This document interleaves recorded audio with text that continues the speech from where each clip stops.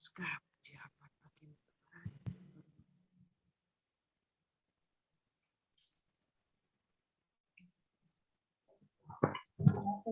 MK ya, apa Mas MK ya Mbak Don?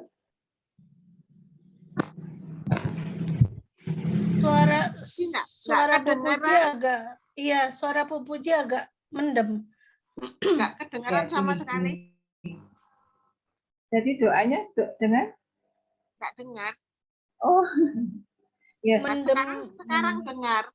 Sekarang Rupanya Bu Puji harus dulu mendekatkan, ya. Iya, deketin mic-nya. Apa kita ulang boleh Bu? Ya. Gem mulai dengan doa. Ya, silakan. Apa? Oh, saya Kak. Iya.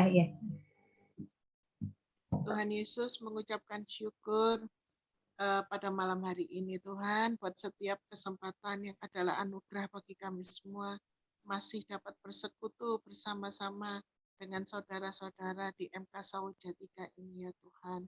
Kiranya Allah Roh Kudus menolong kami supaya kami dapat bersungguh-sungguh mendekat kepada Tuhan dengan pujian penyembahan kami. Dan kami akan mulaikan ibadah kami MK pada malam hari ini. Di dalam nama Tuhan Yesus Kristus. Haleluya. Amin. Amin. Mas MK dulu ya. Iya.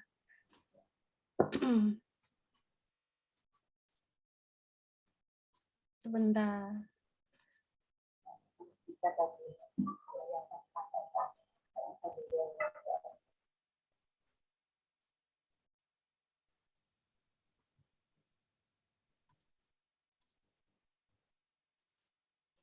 Bentar ya. Oke, sebentar.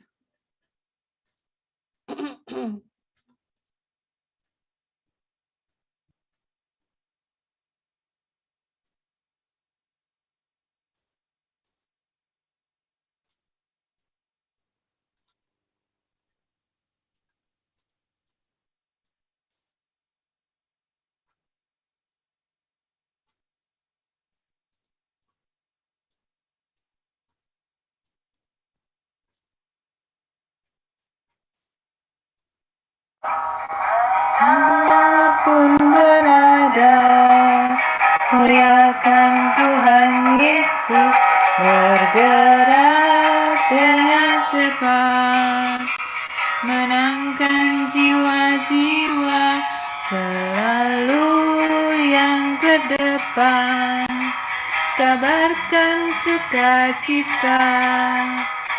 MK Diaspora Sejahtera, dimanapun berada, muliakan Tuhan Yesus, bergerak dengan cepat, menangkan jiwa-jiwa, selalu yang terdepan, kabarkan sukacita. MK Diaspora Sejahtera, MK Diaspora Sejahtera, MK Diaspora Sejahtera.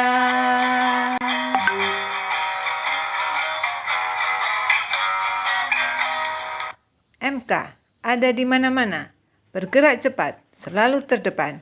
MK, murid Kristus, murid Kristus. Yes, we can.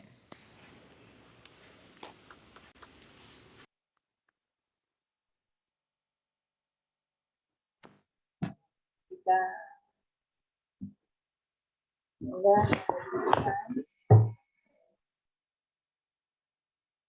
yang kita inginkan kemarin dapat dengan penyertaan Tuhan sangat penting dalam kehidupan kita memutuskan dari lagu tak terus kasih ini.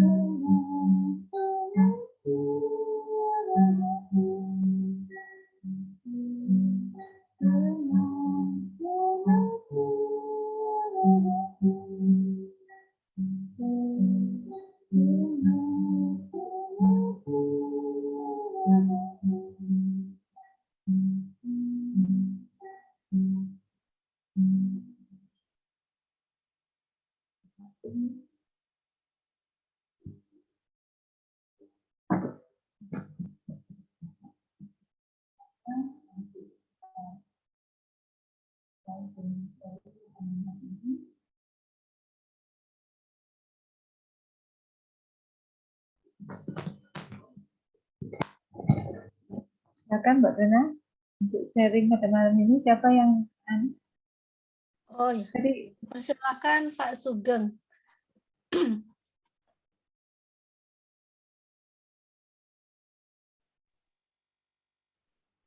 Shalom, selamat malam Bapak Ibu Saudara sekalian.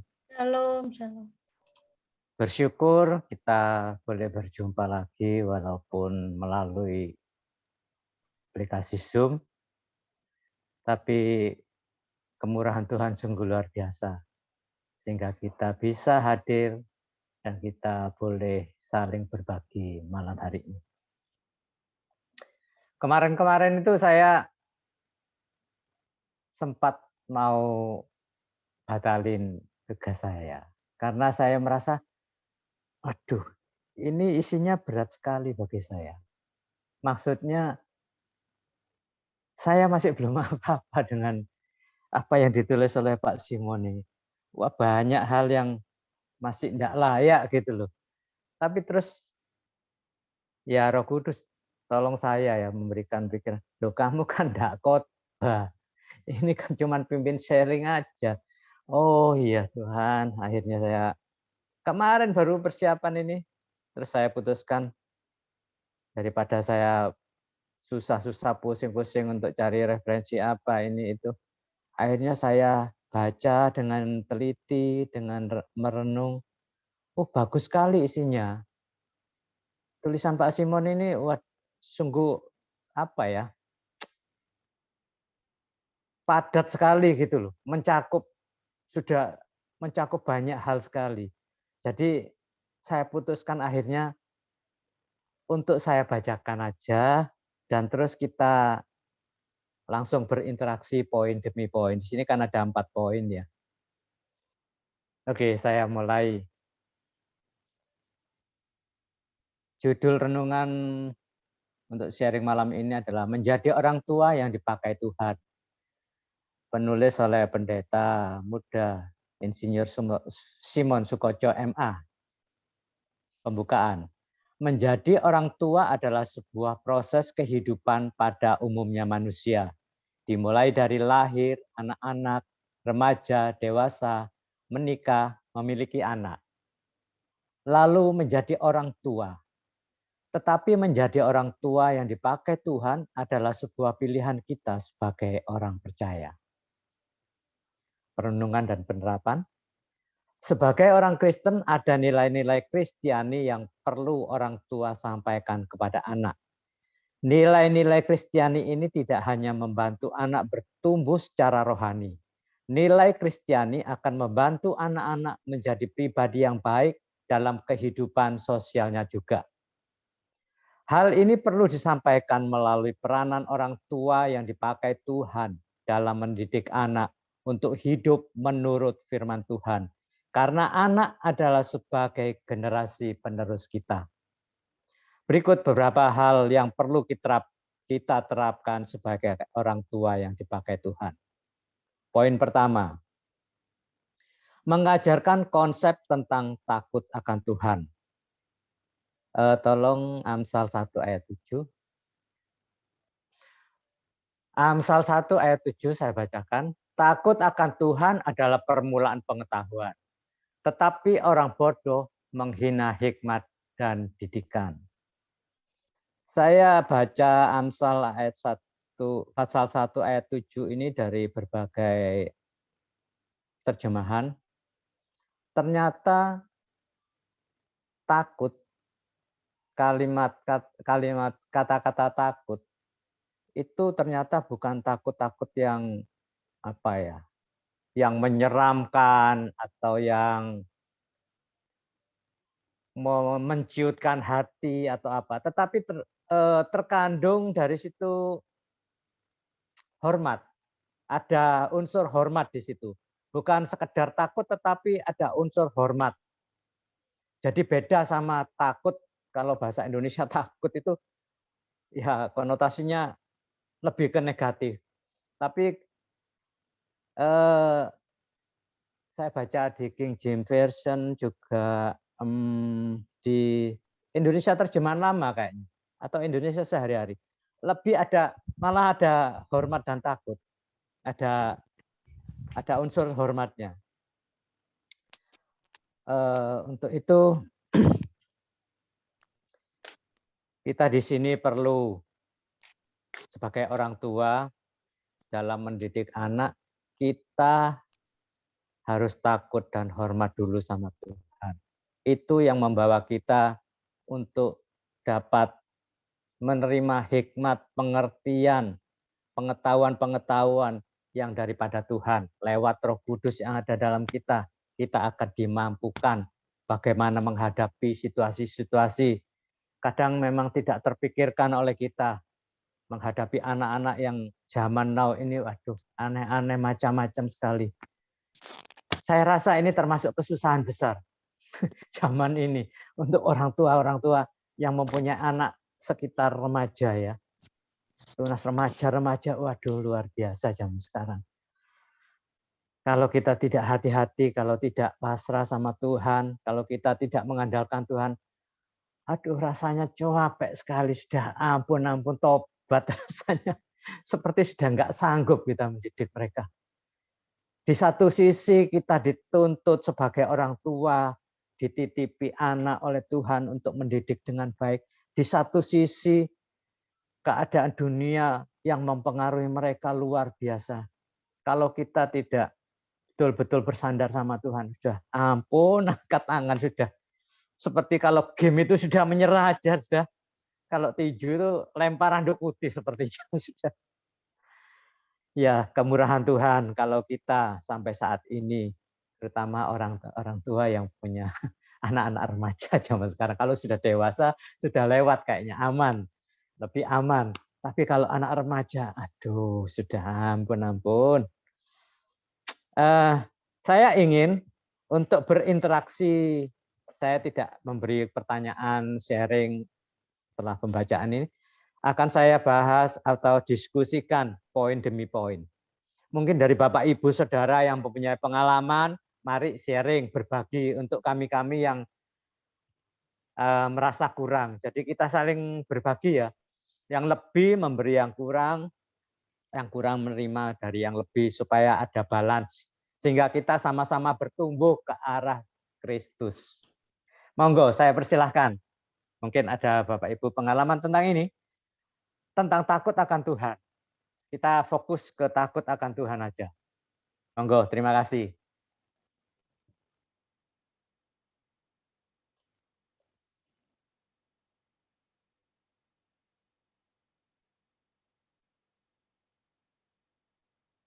Oh iya, belum saya bacain ya konsepnya. Maaf. Mungkin ada yang tidak bawa buku. Poin 1 ya, mengajarkan konsep tentang takut akan Tuhan. Amsal menyebutkan bahwa permulaan dari segala pengetahuan adalah takut akan Tuhan. Hal ini berarti peranan orang tua dalam mendidik anak sesuai firman Tuhan harus diawali dengan rasa takut akan Tuhan. Ini digarisbawahi untuk orang-orang tua.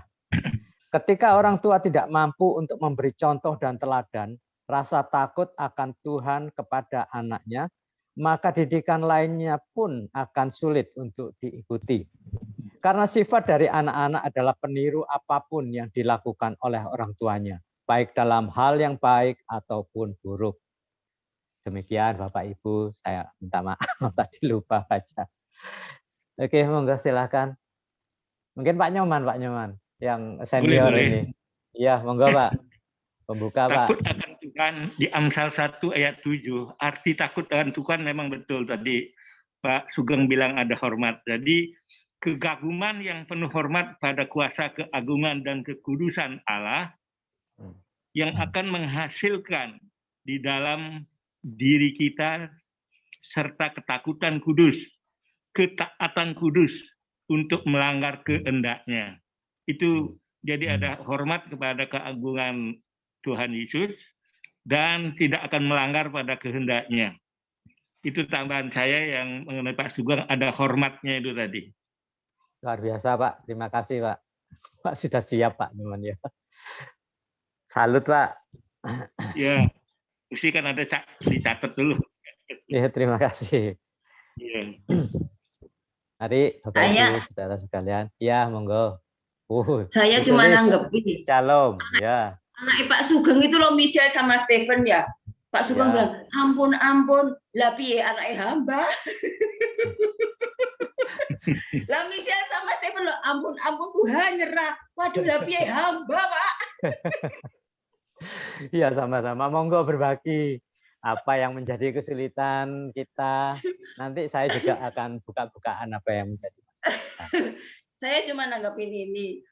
Menurut yang Bapak sampaikan adalah mungkin kalau sudah anaknya besar, remaja itu susah mendidiknya. Kalau besar itu sudah tidak terlalu. Saya kok sama ya Pak. Cuman yang levelnya aja beda gitu ya. Kalau anak-anak itu masih disiplin soal pakaian, soal makan lah, soal ini. Nah semakin besar ini yang saya justru jadi pemikiran adalah soal kerohanian gitu loh Pak. Anak kecil mah gampang, ayo gereja, cepetan bangun, ayo gereja, ini ibadah, ayo jangan lupa doa makan, doa itu. Lek sing wis gede gitu Pak, saya itu beban gitu. Saya pikir Tuhan kayak ini lebih berat gitu ya dari hal daripada mereka mendisiplin gosok gigi, mendisiplin ini hal yang sharing lah Bapak Ibu yang lebih berat gitu untuk anak-anak yang justru sudah dewasa, yang kalau ditandani itu memang dia lebih pintar daripada kita gitu ya. Yang kita sampaikan rohani juga mereka akan menyanggahnya dengan hal yang logis juga gitu, yang saya kadang-kadang merasa ini curhat aja. butuh tuntunan benar gitu. Untuk diri ini saya merasa Tuhan, saya betul-betul butuh tuntunan karena dia orang yang bekerja di bidang yang otak sekali, realistis sekali. Jadi saya kadang-kadang merasa waduh ini terlalu realistis gitulah yang masih menjadi doa saya. Jadi saya pikir ketika besar kalau bagi saya justru lebih berat gitu Pak kalau saya ya ini sharing saya daripada anak-anak waktu kecil karena mereka takut sama kita gitu ya. Jadi ya doalah saya kalau sekarang cuma bisa doa aja itu kalau sharing saya Pak Sugeng. Terima kasih.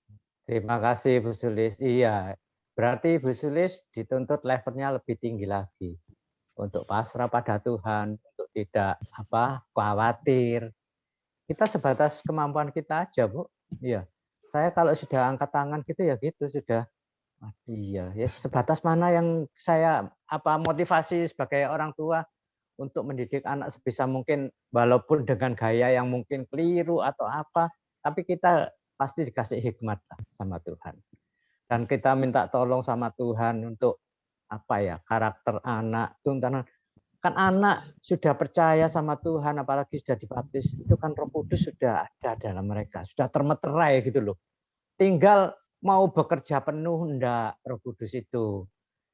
Kan ya Tuhan itu adil ya, enggak semaunya sendiri mau. Ya itulah namanya pertumbuhan ya itulah. Jadi kita kalau bertumbuh mengarah kepada Kristus artinya kita semakin kecil, roh Tuhan yang semakin besar. Akhirnya roh Tuhan yang menguasai seluruh kehidupan kita. Baik pikiran, baik perkataan, kelakuan kita juga. Itu yang disebut dewasa dalam rohani, bahkan sempurna. Begitu mungkin Bu Sulis, naik level Bu Sulis, tidak apa-apa. Amin. Ayo monggo, silahkan yang lain mungkin ada. Santai saja kita diskusi, ngobrol-ngobrol. Ngopi-ngopi, di sini ada teh tapi tidak tahu di sana masing-masing. Ini yang Niko, Indonesia, bahasa Indonesia sehari-hari. Iya, monggo. Misal 1 ayat 7, untuk memperoleh ilmu sejati, pertama-tama orang harus mempunyai rasa hormat dan takut kepada Tuhan. Oh iya ini, Indonesia sehari-hari ya. Iya, orang ini yang bodoh saya maksud. tidak menghargai hikmat dan tidak mau diajar. Iya, terima kasih Dana.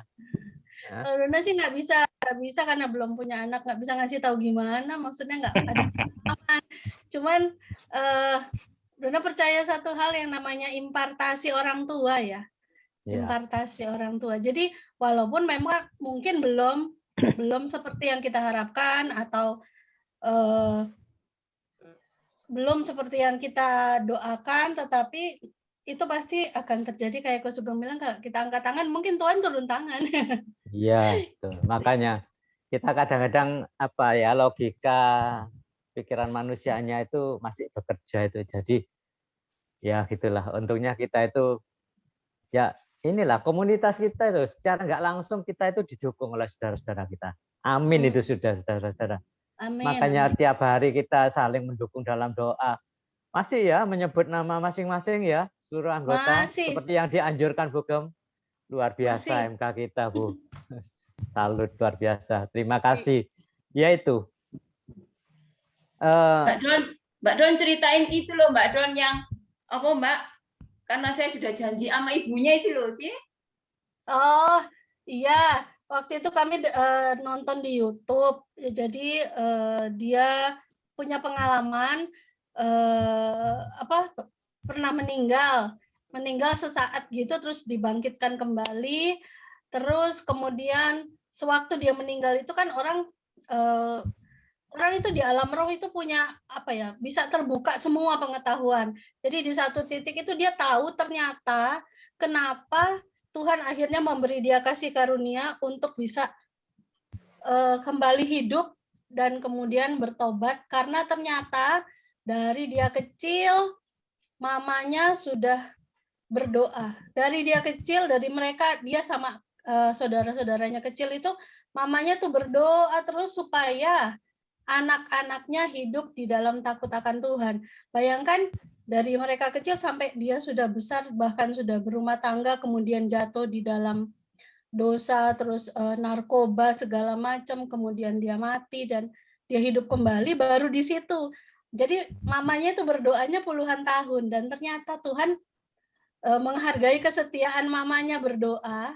Jadi waktu dia sudah mau mati sudah harusnya adalah dia dapatkan hukuman kekal. Dia diberi kasih karunia untuk bisa hidup kembali karena Tuhan bilang saya sudah berjanji kepada mamanya gitu. Itu kisah nyata sih. Jadi puluhan tahun. Pentingnya doa mama gitu ya. Iya, doa orang tua. Karena Tuhan menghargai kesetiaan itu sih yang aku tangkap dari cerita itu ya. Kesetiaan itu Tuhan hargai, Bang. Jadi intinya jangan pernah ragu akan doa kita ya. Iya. Tuhan pasti jawab ya. Kalau kita tulus dengan sungguh-sungguh hati.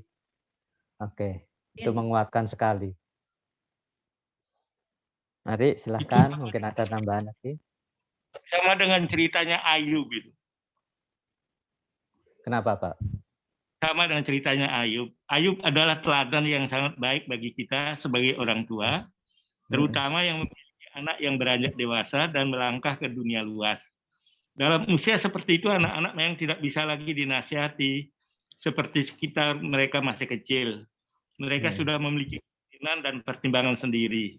Maka yang dapat dilakukan orang tua adalah dengan membawa mereka di dalam doa kepada Allah.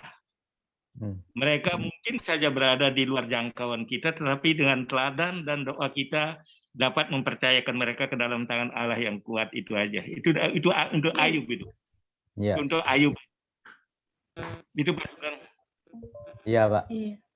Jadi Kan ada kalau kita otoritas, jangkauan ya. jauh, sudah susah ya kita hanya berserah kepada Tuhan, minta kepada Tuhan. Karena Tuhan yang memelihara kita semuanya. Pasti sedikit demi sedikit dipulihkan. Amin. Iya. Iya. Ada otoritas orang tua atas anak ya.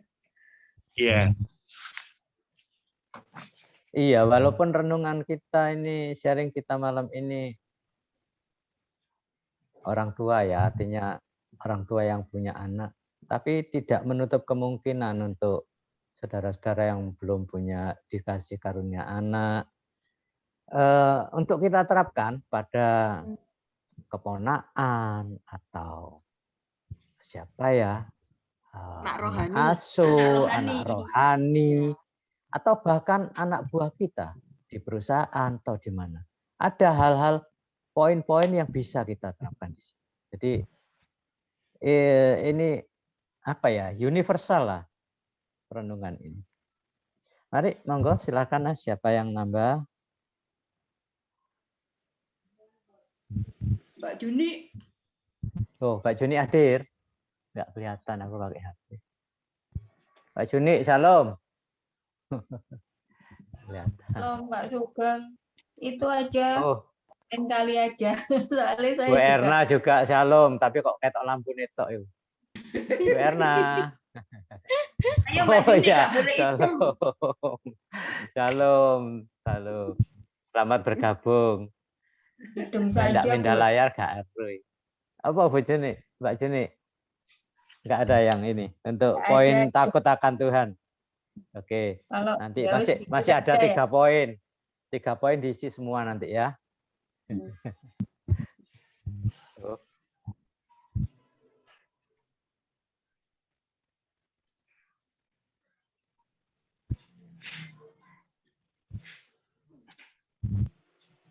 Mbak Dona coba ditayangkan Amsal 22 ayat 6. Kalau soal didikan kan di sana. Amsal 22 ayat 6. Ayat 6. Iya, itu bisa dilihat di situ. Itu soal didikan.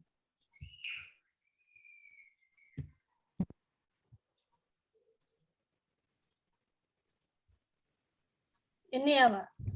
Iya. Amsal doang. Maaf. Eh. Indonesia TB. Iya, bisa. Didiklah orang muda menurut jalan yang patut baginya. Maka pada masa tuanya pun ia tidak akan menyimpang daripada jalan itu. Iya. Maaf Jadi saya geser-geser barusan sampai leleh. Hilang. Pak Sugeng hilang. Makanya itu, maaf ini HP soalnya saya geser. Oke, monggo silakan. Udah kok. Bali. Lanjut aja ya. Oke. Iya. Poin kedua. Mengajarkan anak untuk mengasihi Tuhan. Tolong tampilkan Mbak Dona ulangan 6 ayat 5 sampai 7. Ayat 5. Ayat 5. Kasihilah Tuhan Allahmu dengan segenap hatimu dan dengan segenap jiwamu dan dengan segenap kekuatanmu. 6. Apa yang kuperintahkan kepadamu pada hari ini haruslah engkau perhatikan. Ayat 7. Haruslah engkau mengajarkannya berulang-ulang kepada anak-anakmu dan membicarakannya apabila engkau duduk di rumahmu, apabila engkau sedang dalam perjalanan, apabila engkau berbaring, dan apabila engkau bangun. Amin. Amin. Isi dari poin kedua, tidak hanya mendidik dengan mengasihi anak kita saja sebagai orang tua yang dipakai Tuhan. Kita harus mendidik anak untuk mengasihi Tuhan. Allah memberikan perintah ini bukan hanya untuk dilakukan sendirian, maksudnya hanya untuk kita saja, tetapi juga untuk diajarkan kepada anak-anak. Bahkan Allah mengingatkan agar orang tua tidak hanya mengajarkan hal ini sekali-kali saja, tetapi setiap saat. Anak tidak bisa hanya sekedar tahu perintah mengasihi Allah ini, tetapi harus mampu menerapkannya dalam keseharian kehidupan anak-anak. Saya awali dengan intermezzo dari poin ini. Kalau kami menerapkan firman Tuhan ini, kami mengambil waktu yang tepat. Artinya begitu ada kesempatan untuk kita ada topik yang dibicarakan, entah itu dalam perjalanan, waktu di mobil, begitu ada poin, langsung saya masuk ke dalam. Nah, begitu. Artinya kalau ada hal-hal yang memang perlu kita garis bawahi untuk kebenaran firman masuk, saya langsung masuk dan topik itu saya bahas sama anak. Saya diskusikan, tanya jawab, ataupun saya bercerita tentang pengalaman dan lain sebagainya. Yang isinya tentang kebenaran firman Tuhan. Maksud saya supaya mereka itu juga menangkap gitu. Kalau kita seumpama kita dudukin mereka, kita bacain Alkitab, kita ajar seperti sekolah minggu gitu, kayaknya nggak masuk deh. Saya rasa tepat waktu-waktu yang tepat itu poin apa? Sepertinya mengasihi orang minta-minta di jalan banyak. Kita bahas itu apa artinya gini. Kalau kita mengasihi apa motivasi kita. Jadi mereka bisa berpikir secara logis tapi atas dasar kebenaran firman Tuhan. Itu yang saya tekankan. Mungkin ada saudara-saudara Bapak Ibu yang akan menambahi, silahkan. Ngobrol santai saja, pengalaman atau unek-unek atau apalah. Mari kita berbagi. Saya mau nanya Pak Sugeng. Monggo. Kalau saya bisa saya jawab. Kalau seperti yang Pak Sugeng lakukan itu kan dalam rangka menceritakan firman Tuhan berulang-ulang. Pernah enggak anak itu karena seperti yang saya alami bereaksi bahwa dia itu boring gitulah karena kita mungkin terlalu sering. Itu pernah enggak anak-anak Pak Sugeng bereaksi begitu kan kita bisa berasa ya kalau dia kok kita belokkan secara rohani dan terlalu sering itu tiba-tiba anak itu ekspresinya itu bukan ekspresi yang dia bereaksi tapi reaksi yang gitu karena apakah kita terlalu sering atau bagaimana? Pernah nggak Pak Sugeng? Seingat saya nggak pernah sih Bu. Soalnya saya kan jarang-jarang ya dan topiknya juga pasti berganti-ganti. Saya orangnya kan nggak suka bertele-tele kalau ngomong gitu ya to the point. Bahkan karena saking good Saking terlalu to the point, ngomong spontan begitu ya. Sehingga kadang-kadang juga ada gesekan-gesekan sama anggota keluarga. Ya, ini saya juga perlu digesek juga untuk saya sadar apa yang saya kebiasaan yang apa ya, itu sudah merupakan kebiasaan, itu kan akhirnya menjadi karakter. Dan karakter yang tidak baik saya minta apa sama Tuhan untuk diubahkan melalui ya inilah gunanya keluarga yang saling terbuka itu. Walaupun dengan nesu, sakit hati mungkin ya, tapi kalau kita saling terbuka, kita bisa saling berbagi, kita saling membangun. Dan kalau yang sakit ya diobati, tidak tahu diobati pakai apa.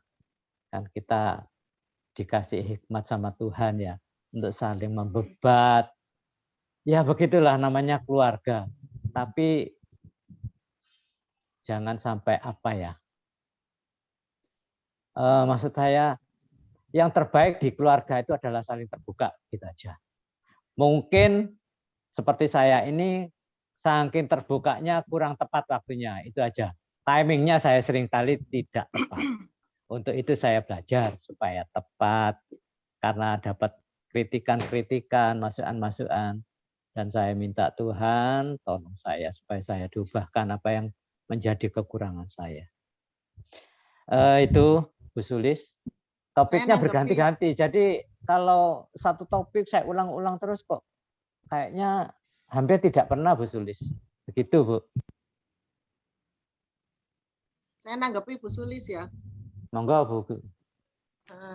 Itu berapa waktu lalu sebelum ke Banyuwangi itu Ivan tuh ngomong gini, Mama iki sekarang yo omongannya agama terus, gak ketemu siapa, gak telepon siapa, siang malam. Ini yang ngeritik bukan orang lain loh, ini Ivan loh yang ngeritik. Loh, iya Tavan gitu, iya Tavan aku santai saja, iya Tavan. Iya agama, terus saya sebetulnya nggak tepat kalau ngomong agama aja, tapi tak anggap gaya bahasanya Ivan itu ya kayak gitu, nggak tak marahi, sopo sih ngomong agama, kita kan memberkat, enggak gitu, jadi santai aja. Jadi iya Tavan gitu, wah ya wis tak pikirnya gitu ya. Setelah itu aku berdoa, pokoknya ada apa-apa aku laporan.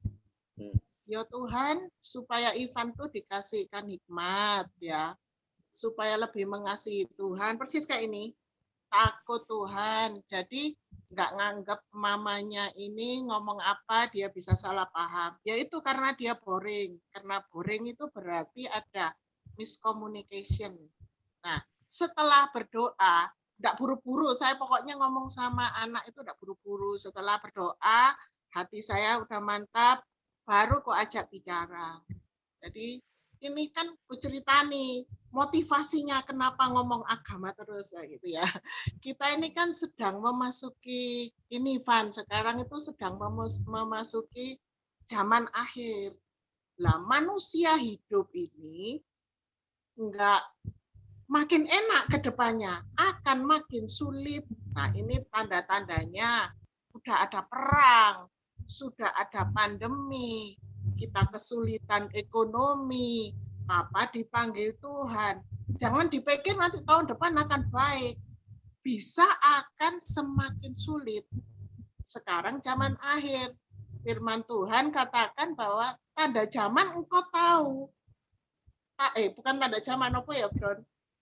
Tanda-tanda apa ya? Benar Bu, tanda-tanda. Tanda-tanda alam. Tanda-tanda alam. Tanda-tanda alam kamu tahu kayak sebentar lagi mau hujan, sebentar lagi musim kemarau. Tapi tanda zaman kamu nggak tahu. Nah sekarang ku kasih tahu, kedepannya itu akan semakin sulit. Jangan diharap semakin gampang. Nah tetapi anak-anak Tuhan ini nggak boleh takut. Kita semua akan diluputkan. Nah, bagaimana supaya kita ini diluputkan? Oh, aku nggak takut. Aku ya takut ya. Aku punya kamu, punya Ping-Ping, punya Bintang. Lah ada apa-apa, lek kena COVID, nah sekarang dia kena COVID. Ada ini kan aku takut. Dia kan punya asma, aku takut kena COVID di Banyuwangi, lolos sekarang dia kena COVID di Sidoarjo. Apa aku nggak takut tuh? Takut aku. Tapi firman Tuhan katakan bahwa orang-orang sing percaya ini akan diluputkan. Di mana firmannya? Di Wahyu 3 ayat 10. Yang kutulis di kemarin laporan baca. Wahyu Itu 3. iya, karena ngomong sama Ivan itu aku.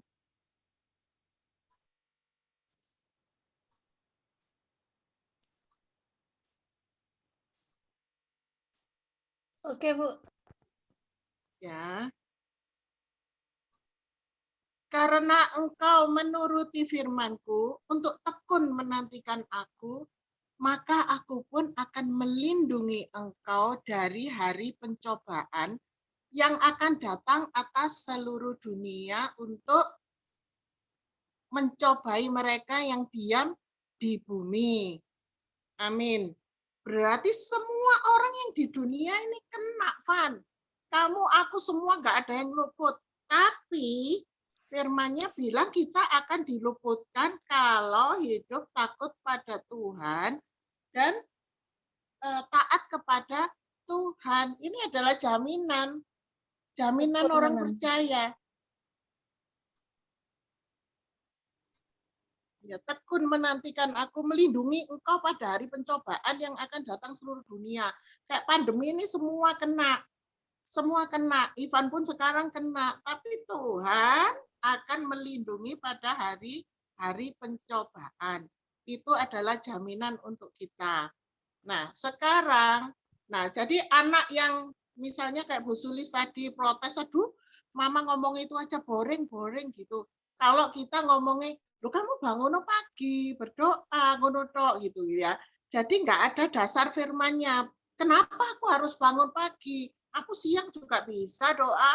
Aku baca firman juga kadang-kadang bisa baca itu di TikTok itu banyak, itu semua bisa gitu. Anak sekarang kan pintar bantah kayak gitu. Dikasih motivasi dulu, pengertiannya dulu. Kenapa kok harus begini? Kenapa kok harus begitu? Dengan begitu nyerah dia. Oh iya. Nah, sekarang, anak-anak ini tidak mudah masa-masa yang akan datang, masa-masa zaman ini. Loh, saya ini loh yang tua, oma-oma, belajar tak lihat apa ya di TV ngomong apa, metaverse apa, tak cari tuh. Tak cari metaverse sampai aku ngerti, meskipun nggak ngerti banget, aku juga bosen. Soalnya apa? Sebagai ibu kayaknya itu ada tanggung jawab gitu loh. Ojo sampai anak-anak itu kecemplung atau nggak ngerti. Bahkan jangan kena tipu daya iblis. Masalah itu investasi. Itu semua tak lihati, makanya aku lihat HP, terus investasi itu. Sebelum binary option, sebelum binary meledak ini, soal investasi aku udah bilang sama Ping-Ping sama menantu. Aku kan ada grup keluarga. Loh beneran loh, itu menantuku itu sudah mau masuk investasi. Soalnya di pabrik semua itu mau investasi. Pas waktu itu aku kasih tahu, pas mereka mau investasi. Loh, lah ini bagaimana ini ya, Tuhan itu melindungi. Ada yang 9 juta, ada yang 10 juta, itu banyak tuh semua di pabrik. Karena dia tertarik karena semua teman-temannya investasi. Itu yang membuat dia tertarik gitu ya. Jadi aku bilang, ini kita ini hidup di zaman ini, jangan orang ngomong apa, langsung ikut ngomong apa. Hati-hati dengan tipu daya iblis. Coba, oh aku mau vaksin aja loh ngelihat. Oh hamba-hamba Tuhan senior vaksin enggak gitu. Baru. Terus juga nubuat sekarang juga ada nubuat. Misalkan Tony Daud, jangan pakai uang kripto, jangan investasi barang-barang yang tidak nyata. Itu khotbahnya ku carikan lagi, ku kirim lagi. Ya gitu. Mungkin kan mantuku itu pinter, orangnya itu pinter, pokoknya pinter. Mungkin bisa aja akan aduh mama iki ropo, bisa aja. Aku tahu dan aku gak masalah. Sambil ngasih pengetahuan gak masalah. Sambil memberi pengetahuan, sambil mendoakan. Katanya sudah masuk uangnya sedikit, cepet-cepet diambil. Terus sama Ping-Ping cepet-cepet dibeliin keyboard. Buat bintang biar nggak tertarik lagi gitu ya. Lah tapi ki sambil jalan, oh akhirnya bener loh Ma, investasi gitu. Lah bukan mama sing pinter, mama ini lihat hamba-hamba Tuhan ini ngomongnya apa. Karena segala peristiwa terjadi tidak akan terjadi tanpa diberitahukan kepada hamba-hambanya ini. Karena itu aku dengarkan baik-baik, lihat ini sebentar gitu ya. Nah soal itu ya hari-hari ini kita harus waspada, berjaga-jaga dan lebih jangan hidup untuk diri sendiri. Bagaimana kita harus menjadi berkat sama orang lain. Terus jangan terlalu cinta uang. Suka uang enggak apa, tapi jangan cinta uang. Itu nanti bisa kejeblos masalah demi masalah kalau terlalu cinta uang. Ya. Terus harus jadi berkat. Itu pokoknya Ping-Ping yang kudidik bukan menantu. Kudidik supaya bagaimana memberkati. Kemarin di PKK itu, pokoknya kan kalau Bapak Gembala itu selalu bilang jangan hidup untuk diri sendiri gitu ya. Jadi bagaimana kemarin tuh PKK itu ada yang bilang ini menantuku habis kesurupan dipanggil no kiai-kiai, dipanggil no orang-orang pinter, itu katanya dia dipanggili anaknya yang mati karena dia nggak pergi kuburan. Ayo lek Bapak Ibu dengar kayak gitu ya opo ya. Kita mau ngomong ini muslim semua. Nggak ngomong bagaimana. Akhirnya aku kan duduknya di pojok, terus langsung aku ngomong ya nggak dengar semuanya, yang di pojok itu aku dengar. Oh kalau aku loh ya Bu ya, kan aku ini kan orang Kristen ya. Aku orang Kristen. Aku sendiri sudah beberapa kali mendoakan suami saya kesurupan tuh sudah sering. Orangnya punya indera keenam, gampang ketempelan aku gitu.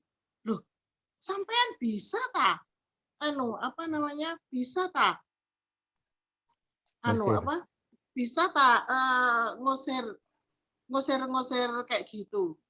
Aku enggak bisa. Yang ngusir Tuhan Yesus. Aku berdoa dalam nama Tuhan Yesus. Nama Tuhan Yesus tuh berkuasa loh, Bu. Aku ngono. Coba aja aku ngono. Seumur hidup aku ngomong biasanya ngomong oh Tuhan baik, Allah baik, betul. Semua Tuhan secara global kan. Tapi nama Yesus ku sebutkan karena di sini enggak tahan. Aku enggak tahan. Aku sering ngomongi anak-anak jadi berkat. Ini bagaimana? Aku enggak tahan. Akhirnya aku sebutkan nama Tuhan Yesus. Aku jauh malu ngaku Tuhan Yesus, enggak, aku malu diakui. Aku ingat firman itu, aku enggak berani. Kalau kamu enggak mau saksi, kue di meja itu nanti teriak loh. Gitu pokoknya denger-denger gitu. Sekarang aku enggak bisa. Ivan ada bener ya, aku ngomongin agama terus, ada bener ya. Sampai di rumah itu ndredeg aku. Kok aku diomongin, di apa, aku enggak tahu. Dan aku pikir aku enggak terlalu peduli lagi sekarang. Ya berhikmat boleh, tapi ada saatnya diomongin tapi nanti tiba-tiba ada pasien datang loh Bu. Iya nggak tahu. Jadi pokoknya saat itu berani, nanti lain kali nggak tahu. Tapi kalau belajar untuk taat apa kata Roh Kudus gitu, aku sudah tahu sekarang sudah mulai feeling kok ini Roh Kudus yang bilang gitu. Di sini itu bergelora kayak nggak bisa ditahan. Itu Roh Kudus itu. Wah, kok ingat nanti batu itu berteriak deh firman itu kan nanti kue ini berteriak kok nggak diakui Tuhan. Waduh ya wis apa wis taat aja teko oman redek tapi aku beneran aku lek ingin redek adem kabeh. Adem kabeh kalau sama saudaraku aku sih berani. Ini bayangno tetangga. Reaksi mereka saat itu ya apa Bu? Iya tah jare ngono. Iya tah jare ngono. Oh gitu. Nggak tahu nanti di belakang, tapi iya nama Tuhan Yesus tuh berkuasa. Mudah-mudahan nanti kalau ingat, ada yang coba kesurupan, saja. Coba itu ya kan?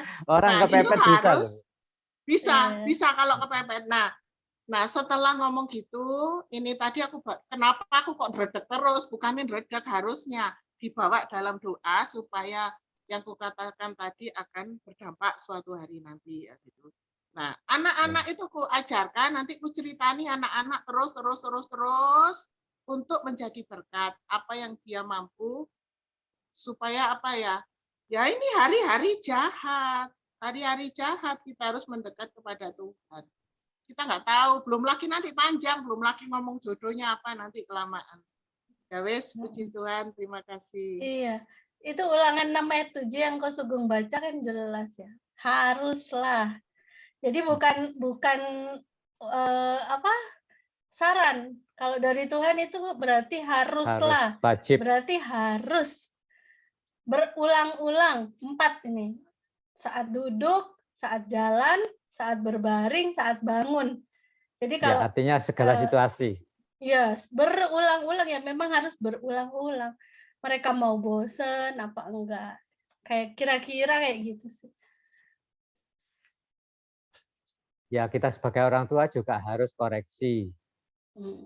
Kalau kita omongan kita dengan kelakuan kita tidak sama, ya sama aja bohong. Kita tidak ada kuasanya nanti. Integritas. Monggo, silakan. Siapa yang nambahin lagi? Ayo, Bu Juni ini tadi satu udah lewati. Bugem. Bugem, karena menyebut nama Tuhan Yesus, bugem dredeg habis itu ya. Tidak menyebut bugem getun habis itu ya. Iya, kesempatan nih. Pasti. Kesempatan. Sudah pasti. Soalnya kan Roh Kudus yang nyuruh. Bahkan firman-Nya ingat, nanti batu itu berteriak. Kalau kamu malu menyebutku, aku nanti juga malu. Wah, itu ayat itu kedengaran meskipun sepenggal-sepenggal. Itu kan sudah teguran. Waduh, tambah lama kok tambah ngene. Aduh, kok disuruh apa maneh iki. Ngeri-ngeri sedap. Ya, jangan menyerah Bu Sulis, jangan menyerah. Kelihatannya dia akan boring, tapi waktu dia membutuhkan, dia akan ingat. Anak-anak itu gitu. Pas ketemu masalah kepepet, nanti ingat omongannya Bu Sulis. Wis bambelenger banget diomongno Bu yo. Iya, tapi kalau bisa itu ya memang harus gitu dikasih motivasi kayak tadi loh. Dikasih gini loh, Van, ini kan zamannya itu gitu ya, dikasih gitunya. Kasih alasan. Itu, kasih alasan. Dikasih alasan. Soalnya yang kalau efektif. pintar ya pintaran mereka gitu. Kalau pintar mereka. Bahkan orang tua, ibu-ibu yang bodoh pun nggak ngasih alasan pun juga pasti juga akan berhasil kalau itu yang dibicarakan firman. Karena firman kan pasti akan mencapai tujuannya. Masih ibu bodoh nggak ngasih alasan, bisa juga sih berhasil. Ambil didoakan sambil dikasih firman. Aku cerita sedikit ya. Beberapa 2 hari lalu kayaknya, tiba-tiba ponakan yang bungsu cerita yang dia baru dibaptis itu kan.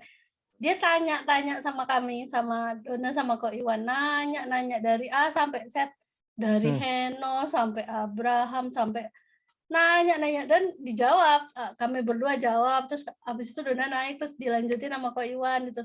Dia nanya terus sampai kami berdua bingung sendiri loh, ini anak kok tumben-tumbenan nanya. Ternyata apa yang selama ini dia dengar, kayaknya dia sekilas mungkin ya, dengar sekilas kalau kami ngobrol. Tapi rupanya sama dia itu diserap, mungkin tersimpan di memorinya. Anak-anak sekarang kan kayaknya kapasitas memorinya besar ya. Jadi gigabyte.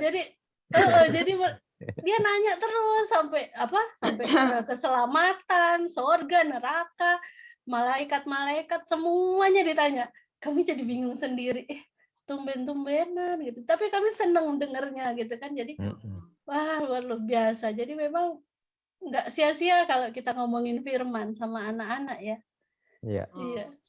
Jadi mereka tahu ke mana mereka harus bertanya. Iya. Oh ya, sebentar lagi ada diklat doa ya, nanti saya tak umumkan. Yang baru dibaptis itu lebih baik ikut diklat. Lewat apa, Bu? lewat Zoom. Oh, Nanti kan 10 kali pertemuan, ketemu Bu Endangnya 1 kali aja. Waktu pentasbihan atau waktu perminyakan itu loh. Nantinya lewat Zoom.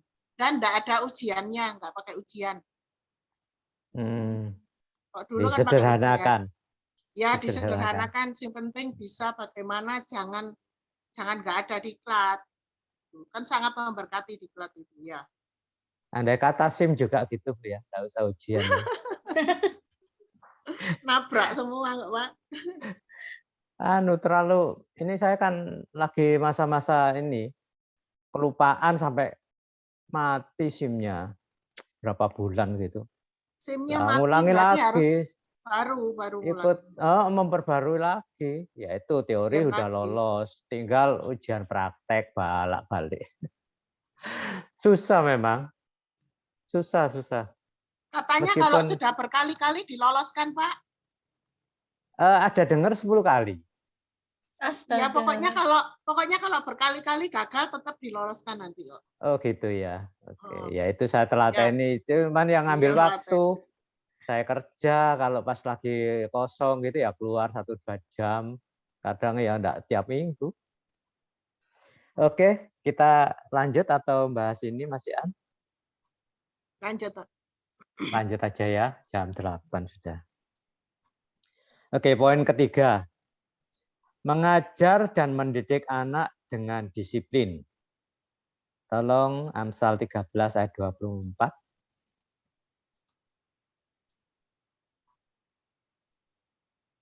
Amsal 13 ayat 24. Siapa tidak menggunakan tongkat, benci kepada anaknya. Tetapi siapa mengasihi anaknya, menghajar dia pada waktunya. Iya, saya akan tertarik untuk ayat ini ya. Soalnya saya lihat didikan zaman sekarang ya.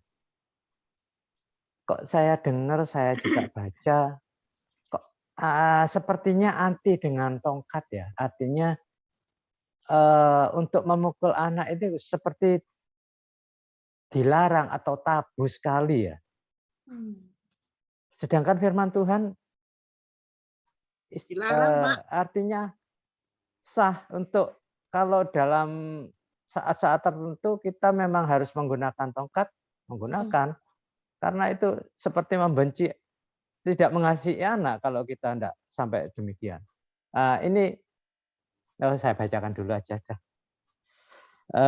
Poin ketiga, sebagai orang tua yang dipakai Tuhan, kita harus mendidik anak dengan kasih. Namun kasih tidak berarti kita memberi kebebasan kepada anak-anak kita. Kasih juga berarti mendisiplinkan. Orang tua perlu mendidik anak dengan disiplin. Jika memang sang anak melakukan kesalahan, anak perlu mendapatkan teguran atau bahkan hukuman jika memang diperlukan. Orang tua perlu bijak dalam menghadapi perilaku sang anak agar anak tidak menjadi pribadi yang manja ataupun berlaku seenaknya. Tetapi supaya anak boleh bertumbuh menjadi pribadi yang kuat, baik mental, iman, dan mengalami pertumbuhan kerohanian dan tahu akan kebenaran dan hidup seturut firman Tuhan. Kembali mengenai Amsal 13:24 tadi, saya ingin bertanya, bagaimana ya? Kalau saya baca-baca juga ada benernya pendidikan zaman sekarang itu tidak pakai kekerasan, tapi dalam prakteknya,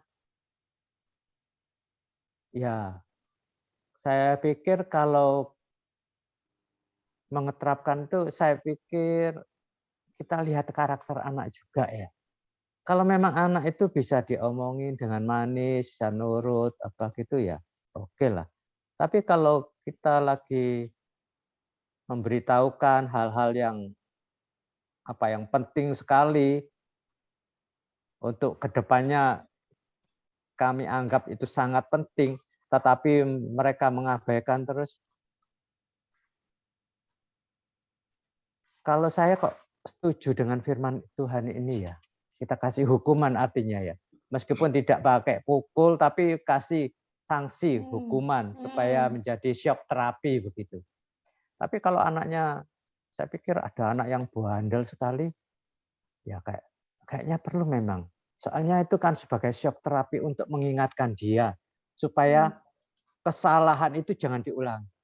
Tetapi kebanyakan dari kita, apalagi orang-orang tua kita zaman dahulu, mereka itu memakai tongkat artinya memukul, mengasih hukuman, tanpa menjelaskan dengan detail apa maksudnya. Mereka kebanyakan saya lihat kanan kiri juga zaman-zaman saya atau atas saya, orang tua itu banyakan hanya emosi aja untuk memukul ya, atau ngasih hukuman itu. Bagaimana menurut Bapak Ibu Saudara sekalian? Mari kita diskusikan. Setuju enggak dengan firman Tuhan yang artinya sampai memukul anak? Kalau di-crosskan dengan pendidikan zaman sekarang, tabu untuk memukul anak. Silahkan. Monggo, silahkan Feli. Ini di firman Tuhan Ibrani 12 ayat 6. Saya bacakan ya. Karena Tuhan menghajar orang yang dikasihi. Beli suara kecil. Suaranya kurang dideketin ya. Karena Tuhan mengajar orang yang dikasihi. Dan ia menyelesaikan orang yang dikasihi sebagai. Jika kamu harus mengambil jalan, Allah memperlakukan kamu seperti anak. Di mana terdapat anak yang tidak dihajar oleh Allah. Tetapi jika kamu bebas dari ganjaran yang harus diterima setiap orang, maka kamu bukanlah anak, tetapi anak-anak.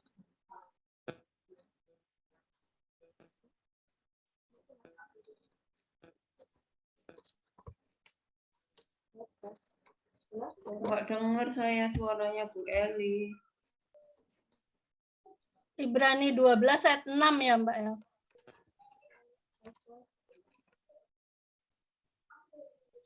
Coba nggak pakai headset, Mbak Eli. Ibrani 12 ayat 6-7 ini ya. Ibrani 12 ayat 6. Ya. Dengar suaranya. Enggak. Coba nggak pakai headset, Bu Eli. Polosan aja. Besarkan volumenya.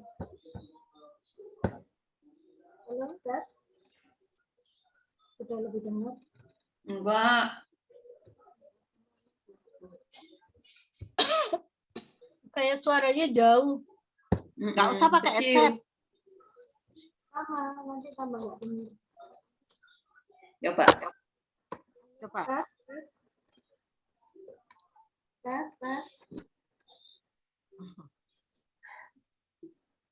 Loh, Pak Sugeng kok bisa ke situ?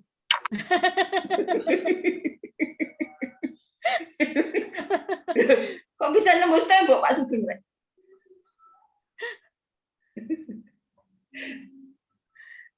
Baca di sini dulu.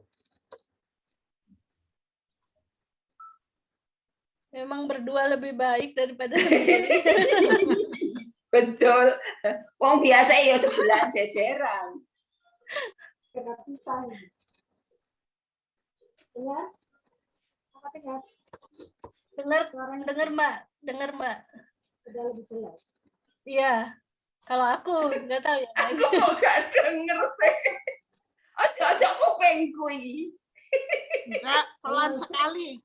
Coba nggak pakai headset. Coba nggak pakai headset. Nggak dengar itu tadi. Tes, tes. Iya, nggak dengar. Coba Bu Suli sama Bu Gem volume HP-nya dinaikkan. Sudah. Pol Loh, terus. Pol. tapi Pak Sugeng kenceng ayo. Iya Ya, sih. semua kenceng. Volumenya di semua. Sudah dengar suaranya? Lumayan. Ya lumayan. Cuma ya nggak aneh gitu. Ya kalau gitu dengar pelan-pelan ya. Tukar tempat sama Pak Sugeng sebentar. Gak usah tukar tempat Bu, sebelahan deh Pak Sugeng. Oh, iya. Ya, ngomong deh Pak Sugeng sana sebentar. Ini Mbak Eli pakai laptop atau HP? Laptop itu di kiri atas ada original sound. Kiri atas Zoom ada original sound, itu dimatikan, di-off-kan. Kiri atas ada tulisan original sound. Itu diklik supaya mati. Itu membantu headset untuk lebih maksimal. Ada nggak?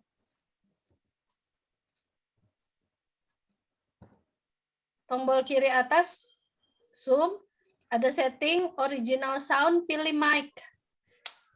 Jadi ada setting ini loh Mbak. Kiri atas, terus ada hijau-hijau, centang hijau, terus ada setting. Iya. Jadi masuk di setting, terus original sound-nya itu pilihnya mic, MIC. Audio setting dong. Iya, di setting, masuk di setting, terus original sound.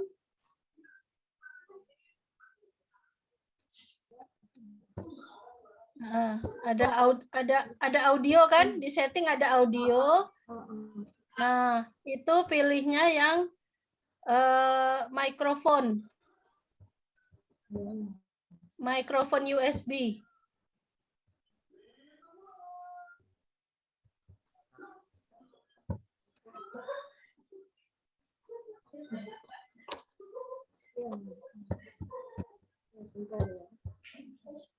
Atau gini, cara lebih mudah, di tombol mic yang gambar merah itu, di sebelahnya ada pencetan ke atas itu loh Mbak.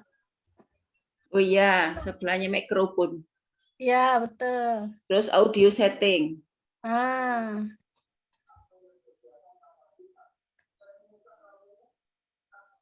Pilih yang mikrofon. Di sebelahnya gambar mikrofon itu kiri bawah ada gambar mikrofon, dipencet panah ke atas. Puji Tuhan. Tapi Udah, aku Mbak. pindah aku. Oke. Lebih cepat. Memang harus berdua.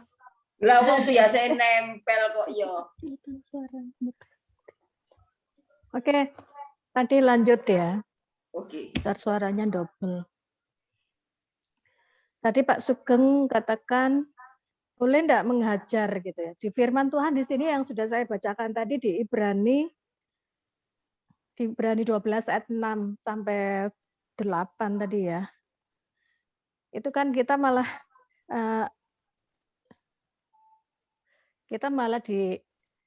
diajarkan oleh Tuhan. Di sini kita aja dihajar istilahnya. Tuhan menghajar kita karena kita ini dianggapnya sebagai anak. Dihajar itu maksudnya bukan sedikit-sedikit salah dipukul, bukan ya. Tuhan memberikan peringatan kepada kita. Teguran yang mungkin awalnya itu adalah sebuah teguran yang apa istilahnya, kalau ke anak-anak kita ngomong dengan baik. Tapi kalau kita terus tidak kembali ke jalan yang benar, Tuhan akan memakai cara yang kedua, yang mungkin lebih tinggi lagi ya, suara yang makin keras seperti itu ya. Teguran melalui firman ataupun teguran melalui orang-orang di sekitar kita, bahkan lebih dari itu. Misalnya kita diberikan sakit atau mengalami kejadian-kejadian, misalnya kecelakaan atau musibah atau apapun.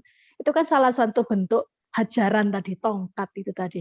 Nah, karena kita ini adalah anak-anak yang dikasihi, Tuhan tidak mau kita menjadi anak-anak gampang. Ini aku belum cari sih anak gampang itu maksudnya apa, atau gampangan, istilahnya apa sih? Bukan anak-anak yang nanti berkualitas.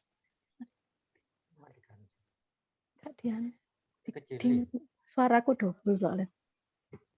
Nah, bukan anak-anak yang asal gitu ya. Kita mendidik anak itu kan ingin supaya anak kita itu juga berkualitas. Tapi bukan anak yang sekedar kita besarkan, kita didik seperti itu. Nah, Tuhan juga kan inginnya seperti yang kita mau itu juga. Mendidik anak-anak supaya kita memiliki anak-anak yang berkualitas. Nah, kalau di sana tadi dikatakan Pak Sugeng ngomong kalau sekarang ini kok kayaknya tabu ya ngomong tongkat menghajar.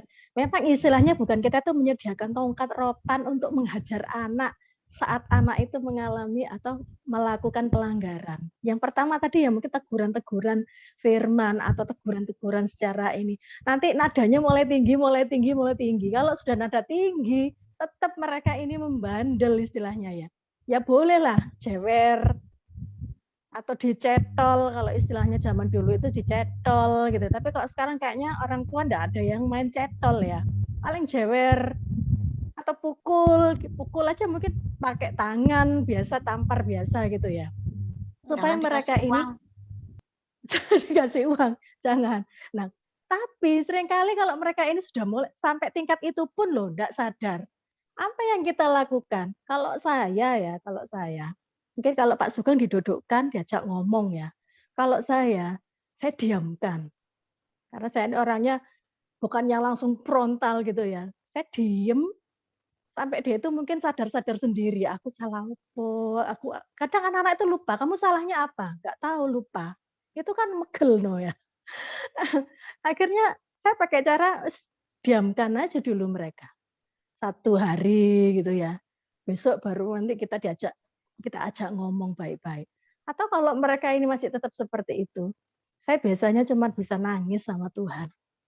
Saya bukannya nangis Tuhan, wes hukum anak-anak ini. Saya enggak.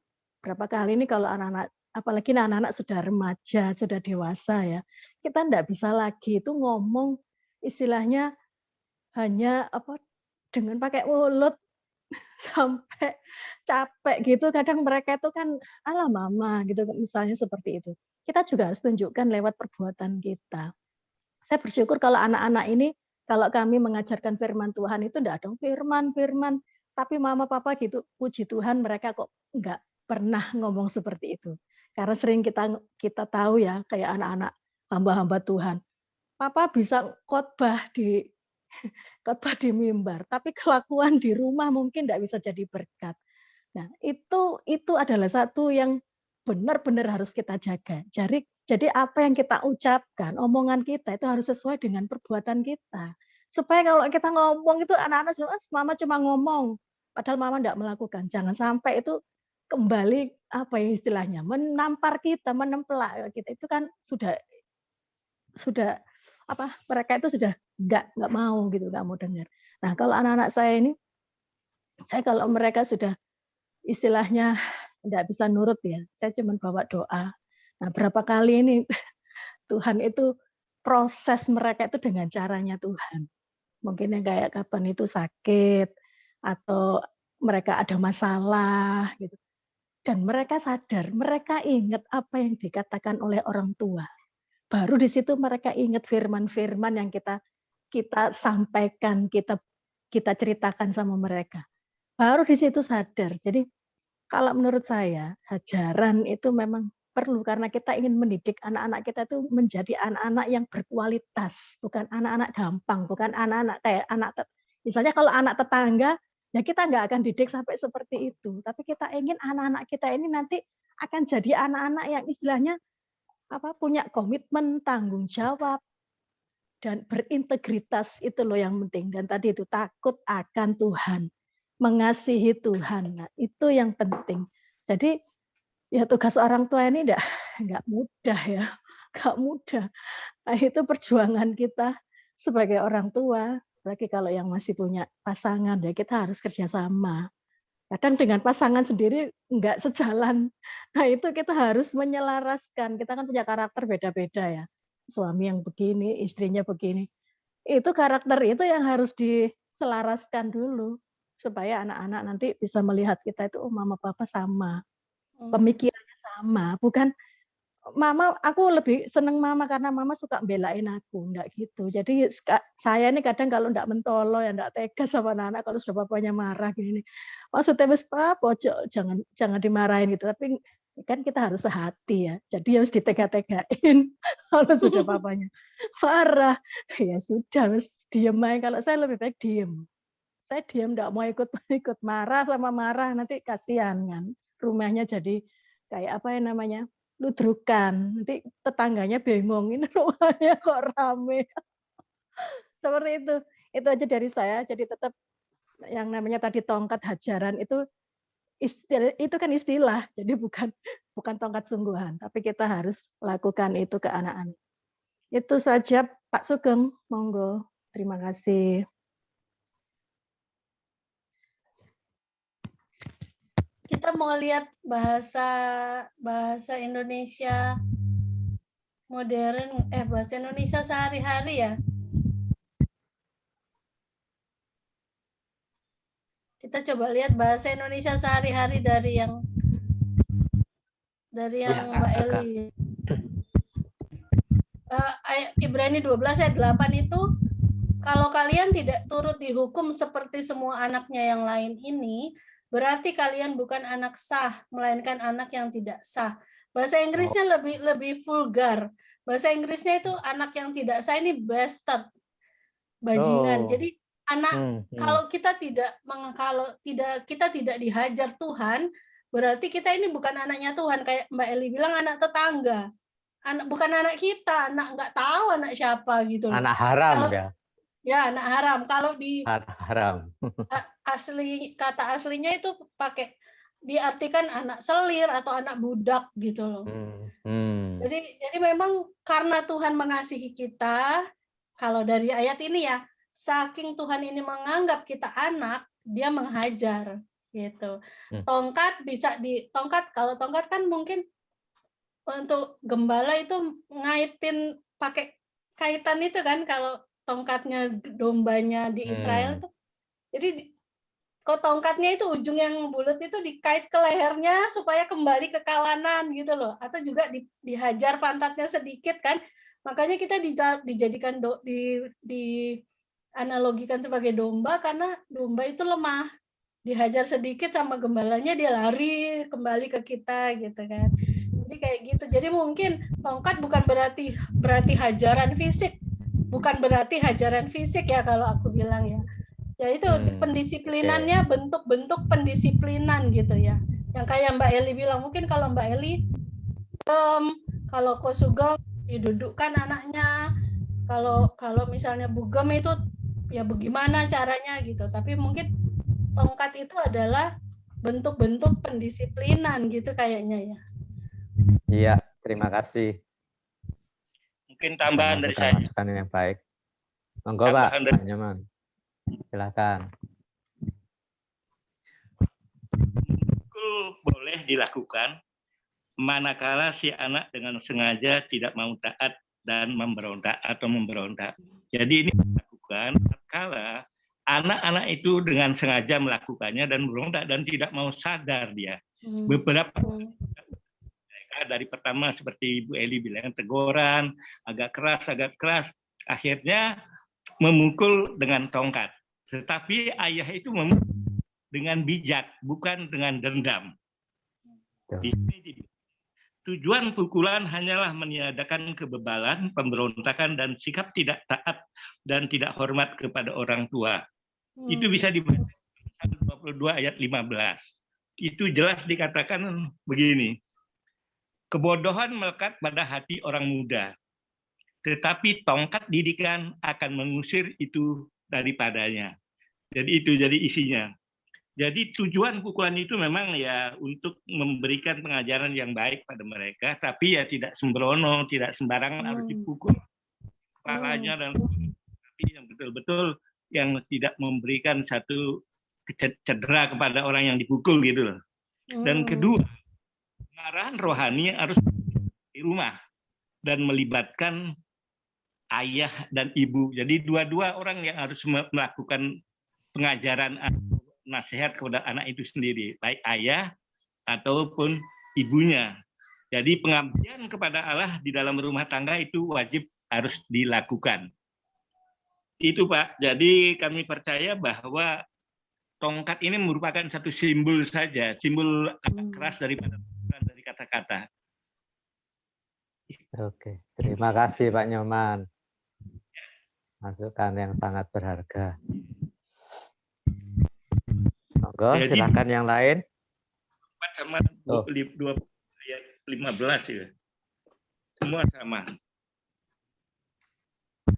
Iya, Pak. Ya, oke. Agak putus-putus. Terima kasih Pak Nyoman. Mungkin saya ada sedikit pengalaman atau kesaksian ya tentang disiplin ini.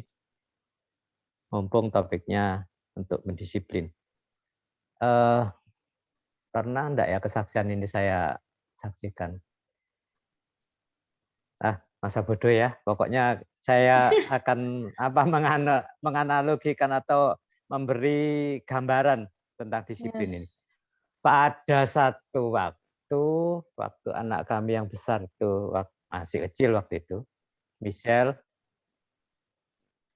berumur ya 5-6 tahun, ya seperti yang sering saya saksikan mungkin ya. Pada saat itu 1 tahun lebih dia akan mempunyai karunia penglihatan, kepekaan akan roh-roh suara itu. Satu waktu sama mamanya suruh doa untuk tidur. Dia bisa beralasan begini, capek mah, sudah pokoknya aku ngantuk sekali gitu. Artinya dia enggak mau doa. Loh, sebagai orang tua, istri saya ngingetin, loh, ya wajib sebagai anak kita minta perlindungan sama Tuhan. Artinya kita mendisiplin dia lewat doa tidur, bangun tidur doa. Dia beralasan begitu. Terus dia juga bisa menjawab, Tuhan nggak apa-apa kok. Tuhan mengizinkan kok aku nggak doa. Dia bisa bilang begitu. Dengan benar-benar kan waktu itu kami juga tahu kalau dia ada kepekaan itu. Tapi mamanya curiga, wah ini enggak bener nih. Akhirnya mamanya nyuruh dia untuk berdoa lagi. Artinya suruh sungguhan doa. Ayo kamu dengerin betul-betul suaranya itu seperti apa. Terus dia berdoa. Akhirnya dia cerita, iya mah yang ini suaranya beda sama yang tadi. Gitu. Artinya si jelek pun bisa memakai jalur orang-orangnya peka ini kalau kita tidak hati-hati. Ya, di situ pengalaman kami untuk disiplin si Michelle waktu itu untuk berdoa sebelum tidur, dan juga ada ini tadi unsur-unsur kepekaan yang kita harus hati-hati kalau kita mempunyai kalau orang dunia indera ke-6 lah ya, karunia-karunia roh gitu, hati-hati. Memang si iblis, si setan itu bisa merupakan sebagai malaikat terang. Itu yang harus hati-hati. Mungkin di antara kita sudah mengalami tahap-tahap itu, saya juga ingin menyampaikan berpesan untuk hati-hati. Kita harus menguji segala sesuatunya. Yes. Oke, terima kasih. Mari silakan kalau ada yang mau nambah.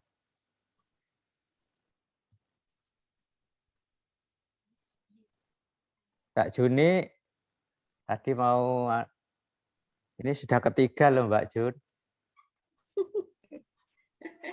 Mbak Erna. Satu tadi sudah lewati. Iya. Satu sudah idem. Dulu. Lain kali aja minggu depan aja. Yang lainnya dulu aja. Enggak dulu ya sekarang. Sudah, Mbak Juni. Kan enggak Mbak dulu. Juni yang lainnya sekarang sudah, iya. Mbak Juni tok. Enggak dulu. Bu Erna, halo. Halo. Ayo Bu Erna, kasih masukan. Apa? Masih di mute Bu R, suaranya Bu R. Masih mute. Belum dipencet. Mbak, mikrofonnya masih merah garis. Ya, sip. Pusing. Apa ya? Kenapa? Kenapa Bu pusing? Tahu. Hujanan tak? Minum air hangat. Minum air hangat, Bu. Sudah. Capek. Angin kali. Apa ya? Mendidik dengan disiplin. Meskipun bukan anak buah bisa jadi kesaksian. Atau dulu, Bu Erna dulu pernah waktu masih kecil. Monggo. Apa? Disiplin, ya kita harus disiplin memang. Kadang-kadang sebagai orang anak, kadang-kadang seperti ponakan saya kadang-kadang lah bilang ya tentang firman Tuhan, kamu harus gini, berdoa, harus anu. Kalau saya, tapi kan jarang ketemu. Kalau ketemu saya mesti bilang. Terus dia bilang gini ke saya, mesti kau naik ngok, bilangnya apa? Maksudnya cerita apa namanya cerewet gitu. Cerewet gitu. Kalau saya bilang firman Tuhan loh, terus saya bilang gini loh, bukan cerewet lah, memang gitu lah. Kamu gak tahu baca Alkitab, baca Alkitab lah, gak boleh. Maksudnya kan harus dibilangi berulang-ulang kali, berulang-ulang nuturi, bilangi. Yo, kamu harus tahu. Berna tawarin, aku tak bacain nih, mau nggak? Tak bacain bilangan, ulangan. Enggak, saya lupa waktu itu, soalnya di mana pokoknya ada di Alkitab harus gini. Saya bilang. Enggak bacain ya, 1 pasal, 2 pasal. Tapi kalau anak sekarang itu kadang-kadang kalau apa dibilangi gitu atau mungkin akhirnya dia menjauh gitu loh dengan saya ya begitu. Karena saya ini nggak tahu ya nggak tahu ngajar, maksudnya ngepui apa cuma ya mulut tok gitu loh. Tapi kok tambah yang satunya ini menjauh gitu loh. Tapi kalau ketemu ya nggak apa-apa. Tapi kalau hubungan gini nggak tahu. Soalnya mungkin saya cerewet aja kok bener-bener cerewet. Kadang-kadang anak muda seperti Mbak Sulis itu katanya anaknya gini. Mungkin karena Mbak Sulis dengan orang tuanya mungkin terlalu bilangi terlalu gini harus kalau ketemu kadang-kadang kan mesti cerita terus bilangi gitu loh, cerita tentang kamu harus ke gereja, kamu harus doa mari kan hanya sepintas tentang apa, tapi kita dibilangi cerewet gitu loh, dibilangi ya wis ngerti gitu Bu. Memang apa aku cerewet, tapi bilang kalau di pekerjaan sekarang ini harus disiplin itu ya, kita sebagai ya bukan sebagai orang supaya disiplin ya kita sendiri harus disiplin, maksudnya gitu. Jadi dia bisa nuturi pemaning nah kamu awakmu gak gelem ini, saya kamu harus gak ngene, harus ngene, saya bilang. Tapi gak melalui firman Tuhan, tidak melalui menyebut firman Tuhan tentang ini. Terus barusan ini saya menyebut Tuhan Yesus seperti Bu Sonya kan pekoro Urgania sama Afghanistan. Terus mari gitu, wes saiki virusnya hilang. Iya, virusnya hilang. Di Urgania wis wis ketemu jare ini itu tempatnya wis gak ono kan iya. Ya masih ono gak ono, saya bilang kita harus berdoa. Kok iso ngono ya Ci jare. Iya, tapi kita sebagai manusia kita harus berdoa minta perlindungan Tuhan. Loh, sampean ya apa? Ya berdoa, ya kamu. Ya aku berdoa pada Tuhan Yesus. Tuhan Yesus kan akan datang kedua kali. Saya kok nyebut kedua kali. Oh iya sih, kira orang Islam aku ya terus akhirnya kita harus berdoa. Aku ya berdoa pada Tuhan Yesus minta perlindungan. Saya bilang gitu, meskipun virusnya gak ono tapi kita pakai masker, meskipun tempat itu loh di Urgania katanya tempat bahan kimia virus-virusnya sudah dihancurkan oleh negara di Ukraina. Rusia, tapi dia tetap menyelidiki gitu loh. Orang-orang kadang ya kita harus berdoa minta perlindungan meskipun hilang, saya bilang gitu, tapi kita harus disiplin tetap pakai masker, saya bilang gitu, yaitu contohnya tentang disiplin. Yes. Ya, terima kasih Bu Erna dan berkati sudah berani bersaksi tentang Tuhan Yesus artinya. Jam berapa ini? 8:30. Biasanya nggak tahu nyebut kok ini kok nyebut Tuhan Yesus. Ya itu sudah dorongan roh itu, Pak. Roh Kudus. Kita lanjut ya, sudah jam 9, kurang 1 poin lagi. Poin keempat, mengajarkan hidup yang dipenuhi Roh Kudus. Bacaan firman Tuhan Efesus 5 ayat 18.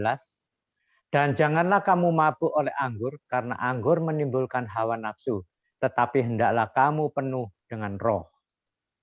Rasul Paulus menghimbau agar setiap kita dikendalikan oleh Roh Kudus. Orang yang dikendalikan oleh Roh Kudus akan semakin peka dengan suara Tuhan. Ia akan semakin hormat dan takut akan Tuhan. Dengan kata lain, jika seluruh keluarga hidupnya dipenuhi oleh Roh Kudus, maka keluarga itu akan hidup dalam kekudusan dan terjadi keharmonisan dan kebahagiaan. Saya ingin tentang dipenuhi Roh Kudus itu bagaimana sih? Kalau kita orang karismatik itu cenderungnya ke hal-hal yang supranatural ya. Bahasa lidah, dapat karuniakan roh, itu artinya orang dipandang penuh dengan Roh Kudus. Artinya ya paling enggak levelnya sudah tinggi kerohaniannya. Tapi saya kok lebih prefer ke ini ya. Seseorang dipenuhi Roh Kudus itu kalau seseorang itu betul-betul melakukan firman Tuhan dengan sepenuh hati, dengan segenap kekuatannya. Artinya melakukan firman Tuhan terus-menerus dengan sadar. Yang kedua, membangun intimasi yang konsisten. Artinya berhubungan dengan Tuhan terus-menerus. Kita ini kan ada manusia roh. Jadi manusia roh kita itu yang berhubungan terus sama Roh Kudus. Ketiga, mempersilahkan Roh Kudus untuk bekerja. Artinya kita itu kan terdiri dari tubuh, jiwa, roh. Seringkali tubuh, daging kita itu yang menguasai kita. Sehingga Roh Kudus tidak bisa bekerja dengan penuh. Oleh sebab itu, bagaimana kita bisa menekan kedagingan kita untuk menaikkan Roh Kudus itu boleh bekerja. Di sini dituntut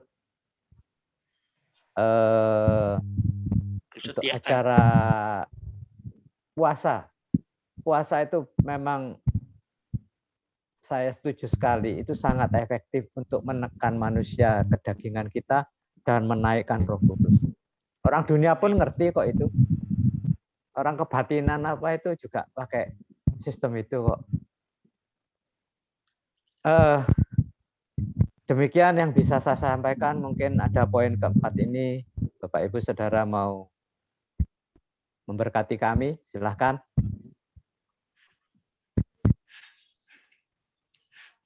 Coba saya bantu Pak Sugeng. Silahkan Pak, terima kasih. Penuhi Roh Kudus ini Pak. Yang pertama, orang Kristen harus dibaptis dengan Roh Kudus setelah mereka mengalami pertobatan.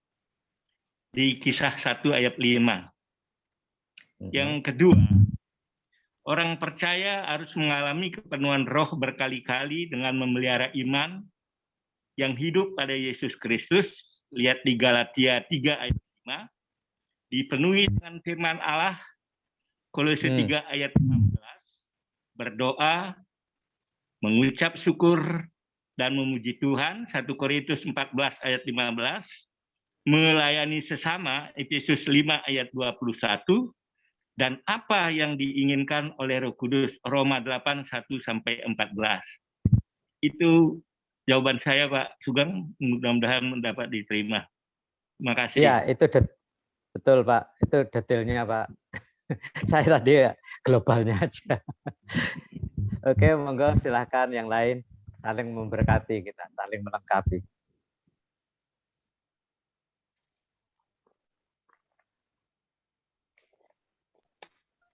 Mbak Dona mungkin kasih pencerahan pada kita tentang dipenuhi Roh Kudus ini.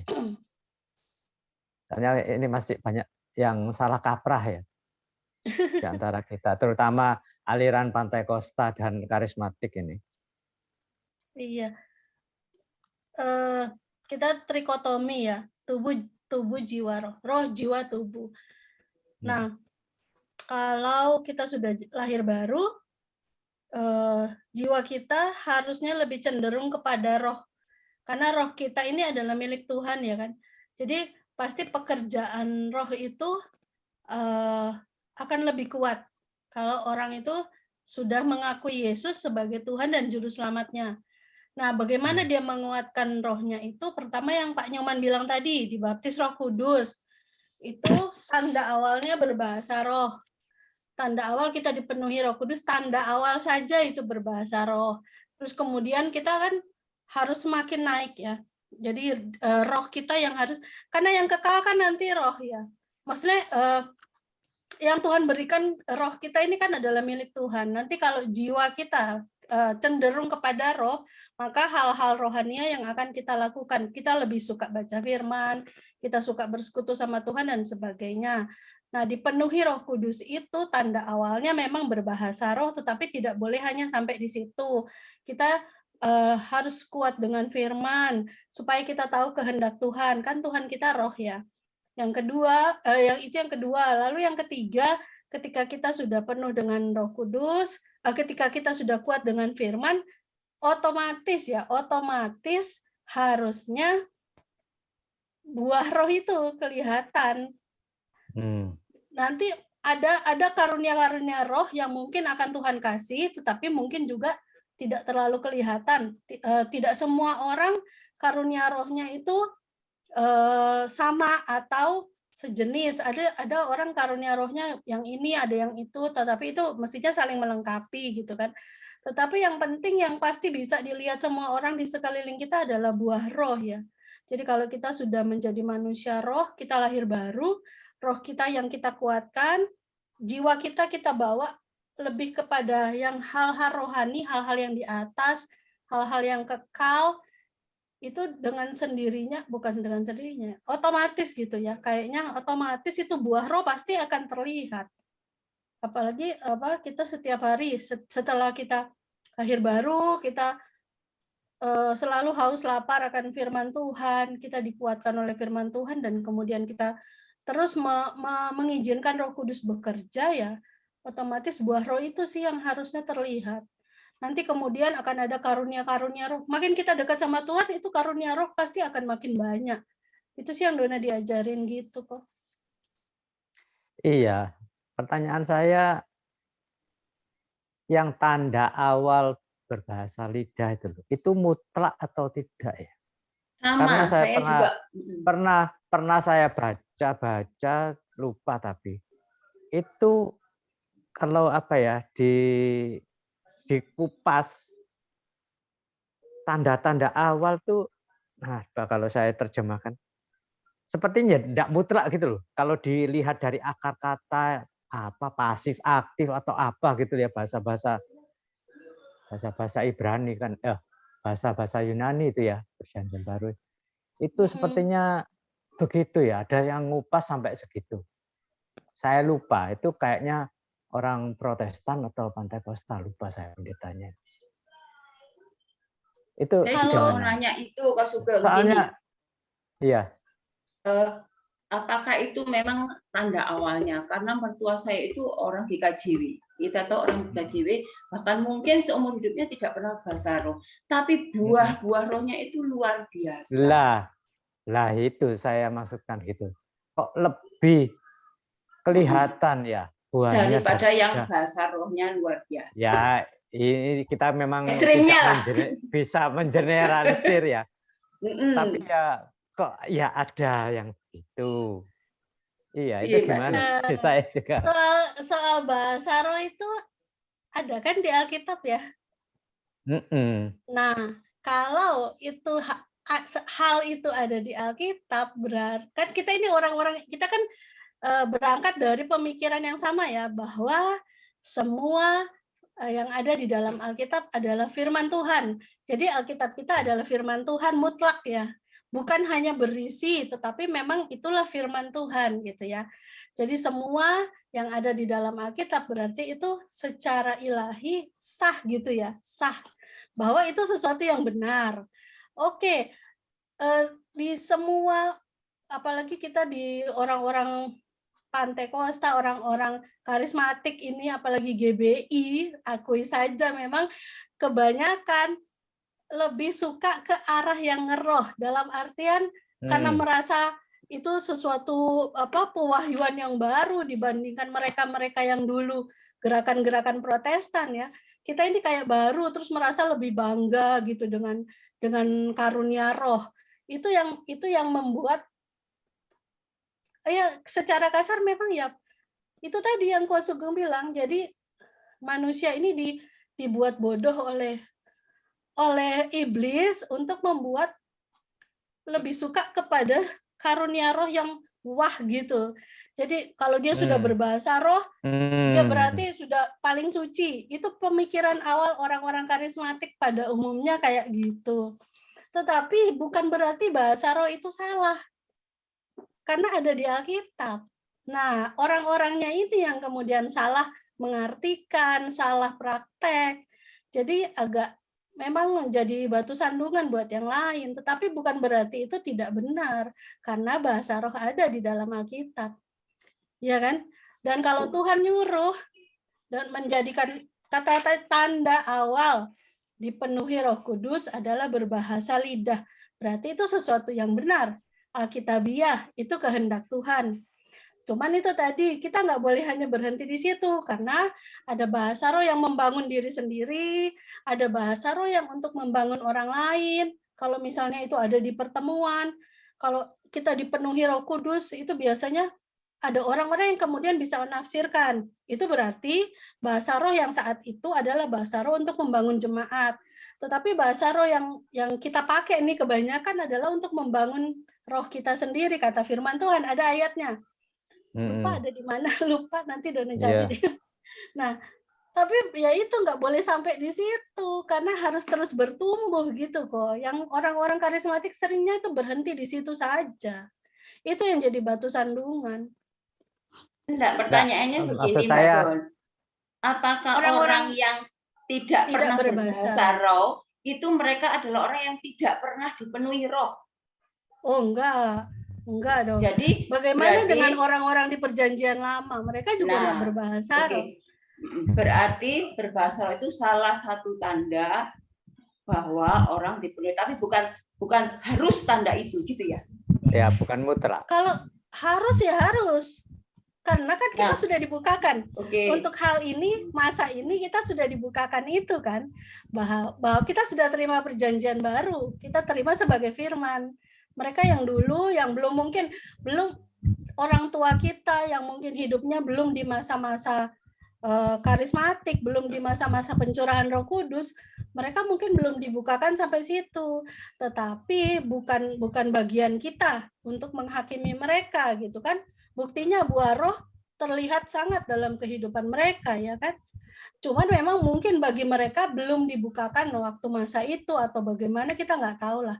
Tetapi kalau dibilang satu, apakah mereka berarti tidak dipenuhi Roh Kudus? Oh enggak juga. Karena terbukti ada buah rohnya. Tetapi kepada kita yang sudah dibukakan tentang bahasa roh ini, kita harus lakukan. Gitu sih.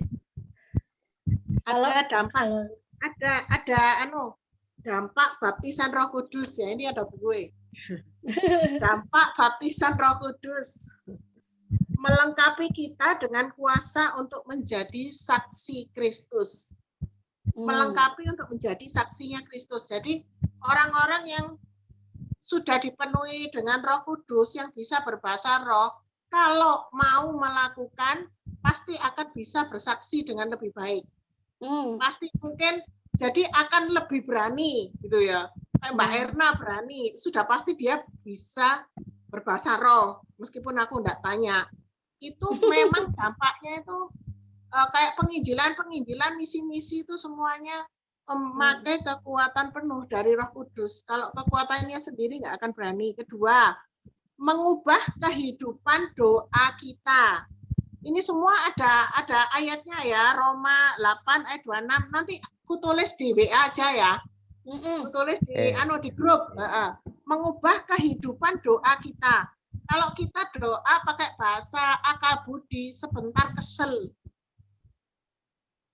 Serius. Jadi kalau kita memuji Tuhan, kalau yang aku alami ya, lagi puji-pujian, bicara sama Tuhan, tahu-tahu udah bahasa roh, itu rasanya kayak luar biasa. Beda kalau sampai pakai akal budi. Ketiga, membangun iman kita.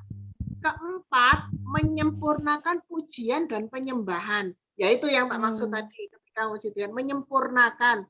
Kelima, meningkatkan kepekaan rohani. Kepekaan rohani ini benar. Bu Endang bilang, aku bingung Bu mau ke Banyuwangi apa gak ke Banyuwangi itu bahaya. Aku bilang bahaya kan kalau ke desa itu orang-orang yang nggak pakai masker apa-apa gitu.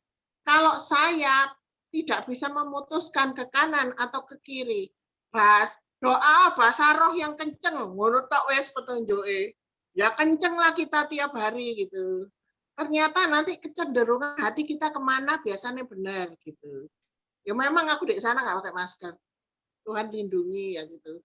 Kadang-kadang ya kalau ukurannya Bu Endang terlalu tinggi, aku sering nggak paham, aku pokoknya nurut aja gitu. Nanti aku tulis ya di WA ya. Di WA grup. Oke, terima kasih Bu Gem. Thank you, Bu Gem. Ya. Oke, mengingat waktunya sudah 20.47, bagaimana? Ya, Bu Gem, cukup. bagaimana Bu Gem? Terima kasih, Cukup Bu Gem ya. Oke. Luar biasa. Oke, kalau gitu saya bacakan terakhir ya peneguhan ya, gongnya Ya. ini. Mari kita semua siap menjadi orang tua yang dipakai Tuhan dalam mendidik dan mengajar. Meneladani generasi kita untuk hidup benar sesuai dengan firman Tuhan. Takut akan Tuhan, mengasihi Tuhan, hidup yang dipenuhi Roh Kudus, karena mereka adalah para generasi penerus kita. Agar mereka semakin bertumbuh dalam iman, bertumbuh dalam kerohanian, bertumbuh dalam pengenalan akan Tuhan. Supaya generasi sesudah kita tidak mudah terpengaruh oleh perubahan zaman dan kemajuan teknologi yang dapat melemahkan iman bila kita menyikapi dengan tidak benar. Amin. Luar biasa ini tulisan Pak Simon Sukojo ini. Mungkin bisa dibaca-baca ulang Bapak Ibu Saudara, sangat memberkati. Terima kasih. Demikian saya memimpin sharing malam ini. Saya kembalikan kepada Ibu Ci. Monggo Bu. Langsung doa syafaat. Oh, Uji laptopnya mati. Oh, aku mau ini Bu Gem, minggu depan belum ada pembicara, aku kelupaan langsung tanggal 29. Tanggal 22 belum ada jadwalnya. Ibu Bendahara bersediakah? Jangan tanggal-tanggal begini. Oh, kan belum tanggal 29 yang deket kan? Ini besok masih tanggal 22. Jangan kok tanggal-tanggal segini Mbak, aku minggu pertama minggu kedua gitu deh. Tanggal segini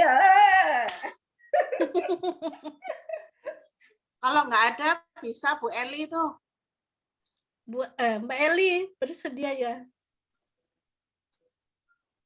Terima kasih. Baiklah, ya kita doa syafaat ya.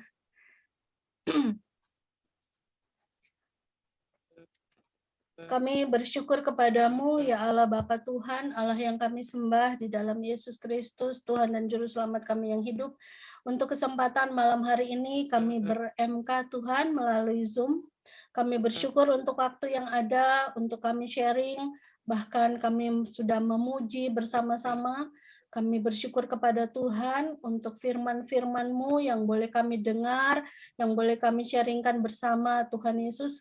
Kami manusia yang terbatas, Tuhan, kami semua yang hadir, namun kami memiliki Allah yang tak terbatas. Kami percaya Allah Roh Kudus yang akan terus berbicara kepada kami.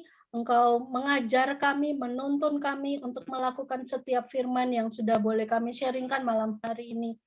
Kami akan belajar menjadi orang tua yang baik, karena Tuhan memberi kami kesempatan, bahkan Tuhan memberi kami kehormatan untuk menjadi orang tua yang mendidik dan memberikan kepada anak-anak kami firman Tuhan dan membawa mereka untuk hidup dalam takut akan Tuhan, baik kami sebagai orang tua jasmani maupun kami sebagai orang tua rohani bagi sekeliling kami.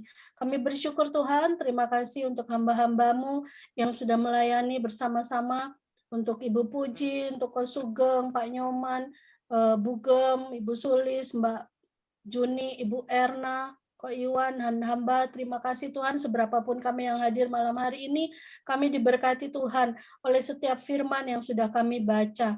Tuhan, kami percaya Engkau menuntun kami lebih lagi ke depannya, bagaimana kami harus hidup seturut sesuai dengan kebenaran firman Tuhan, karena firman-Mu mengatakan kami harus semakin dekat sama Tuhan, kami harus semakin bersungguh-sungguh hidup, mendapatkan seluruh apa yang Tuhan mau kami punyai dan kami lakukan di dalam kehidupan kami.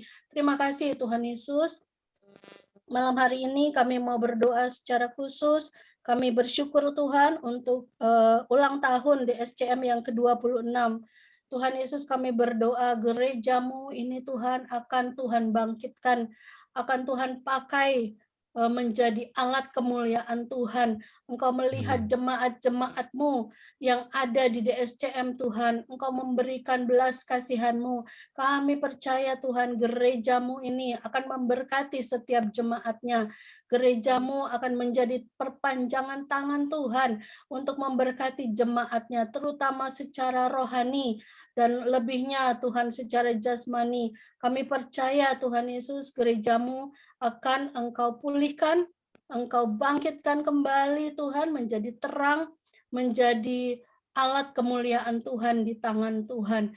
Engkau yang akan mengatur segala sesuatu tentang gerejamu ini Tuhan, karena Engkau masih melihat ada banyak jemaat-Mu yang berdoa bagi gerejamu. Terima kasih Tuhan, berkati Gembala Senior DSCM dan seluruh tim leader yang ada Tuhan, kami percaya mereka akan dilawat Tuhan, mereka akan dibangkitkan Tuhan terlebih dahulu agar mereka semua bisa membawa jemaatnya lebih dewasa dan menjadi gereja yang berdampak. Terima kasih Tuhan Yesus, Engkau telah mengaruniakan umur yang baru bagi DSCM. Kami percaya Engkau akan terus menuntun gerejamu. Terima kasih Tuhan. Kami berdoa juga secara khusus untuk Regina, anak dari Mbak Juni, yang akan ujian akhir kelulusan Tuhan, dan juga anak-anak yang akan PTS Tuhan. Kami berdoa untuk semua anak-anak dari anggota MK Sawaja 3 yang sedang mengikuti ujian akhir, yang sedang PTS Tuhan. Engkau memberi mereka kemampuan untuk belajar, untuk disiplin, untuk mengulang kembali, mengingat kembali, membaca kembali semua pelajaran yang harus mereka pelajari sehingga mereka nanti bisa mengikuti ujian dengan baik, dengan teliti mereka mengerjakannya. Tuhan beri kemampuan lebih. Roh Kudus tolong mereka agar mereka mampu belajar dengan lebih baik dan lebih baik lagi. Kami percaya anak-anak Tuhan yang takut akan Tuhan pelihara, bahkan akan Tuhan buat berbeda dari anak-anak yang lain. Kami berdoa Tuhan untuk semua anak-anak kami di MK Sawaja 3. Tuhan menolong mereka dan akan segala rencana untuk sekolah onsite, kuliah onsite Tuhan, Engkau melindungi mereka semua anak-anak yang ada di MK Sawaja 3 Tuhan. Engkau tolong mereka agar mereka diluputkan Tuhan dari segala macam penyakit sampar, mara bahaya dari pergaulan, mara bahaya dari internet, games online, dan sebagainya Tuhan. Kami berdoa anak-anak kami semua akan boleh melihat teladan kami sebagai orang-orang tua mereka, dan juga akan Tuhan tolong menjadi anak-anak yang sungguh-sungguh dipenuhi Roh Kudus, membuat mereka menjadi generasi Yeremia ya Tuhan, yang mau benar-benar bersungguh hati dan mengasihi Tuhan Yesus. Kami percaya tidak ada yang mustahil bagi Tuhan. Terima kasih ya Bapak. Kami sungguh bersyukur untuk malam hari ini.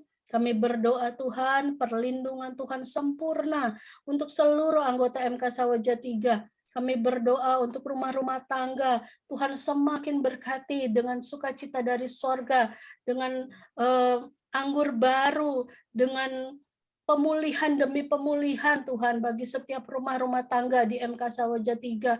Tuhan jadikan berhasil semua.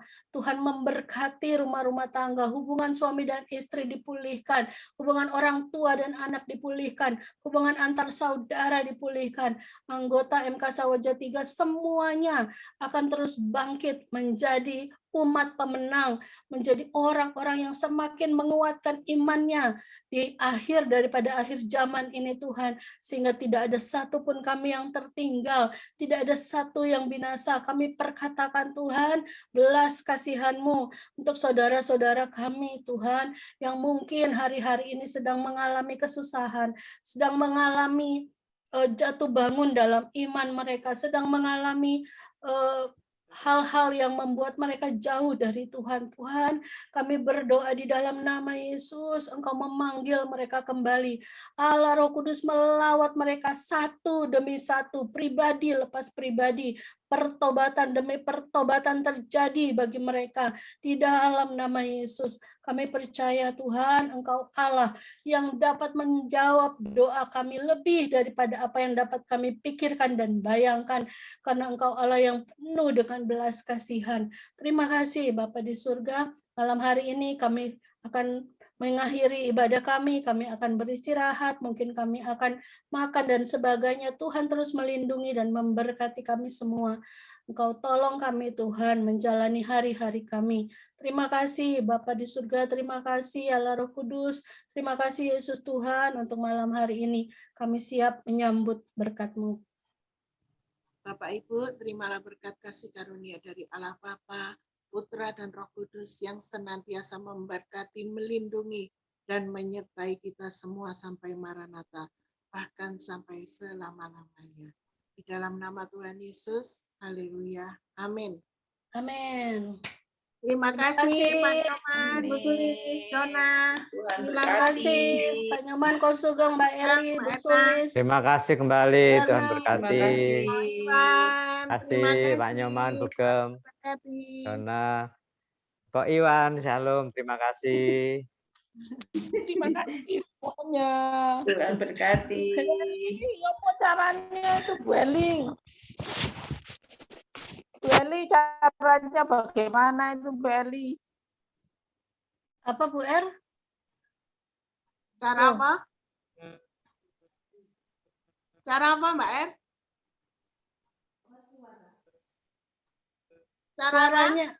Suaranya Bu Er. Unmute, masih unmute. Suaranya ketutup Mbak, Bu Erna. Masuk no foto. Ulang tahun di SCM. Bu Eli suaranya enggak bisa masuk. Oh, nggak bisa keluar. Di SCM. Pakai.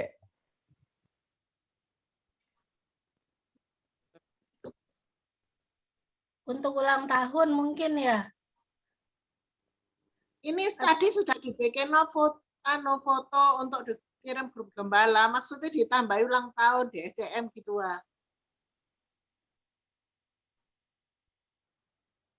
Kepecet Mbak Dana. Masih unmute. Nah. Okay.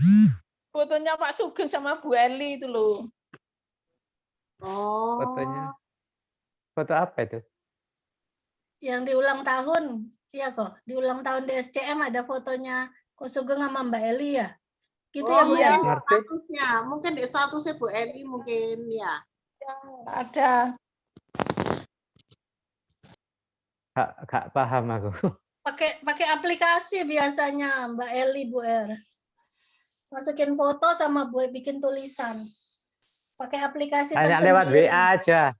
Karena lewat Ya. WA aja. Nggak bisa apa? Iya. Mic-nya nggak bisa masuk. Bu Er ngomong di grup aja, Bu Er.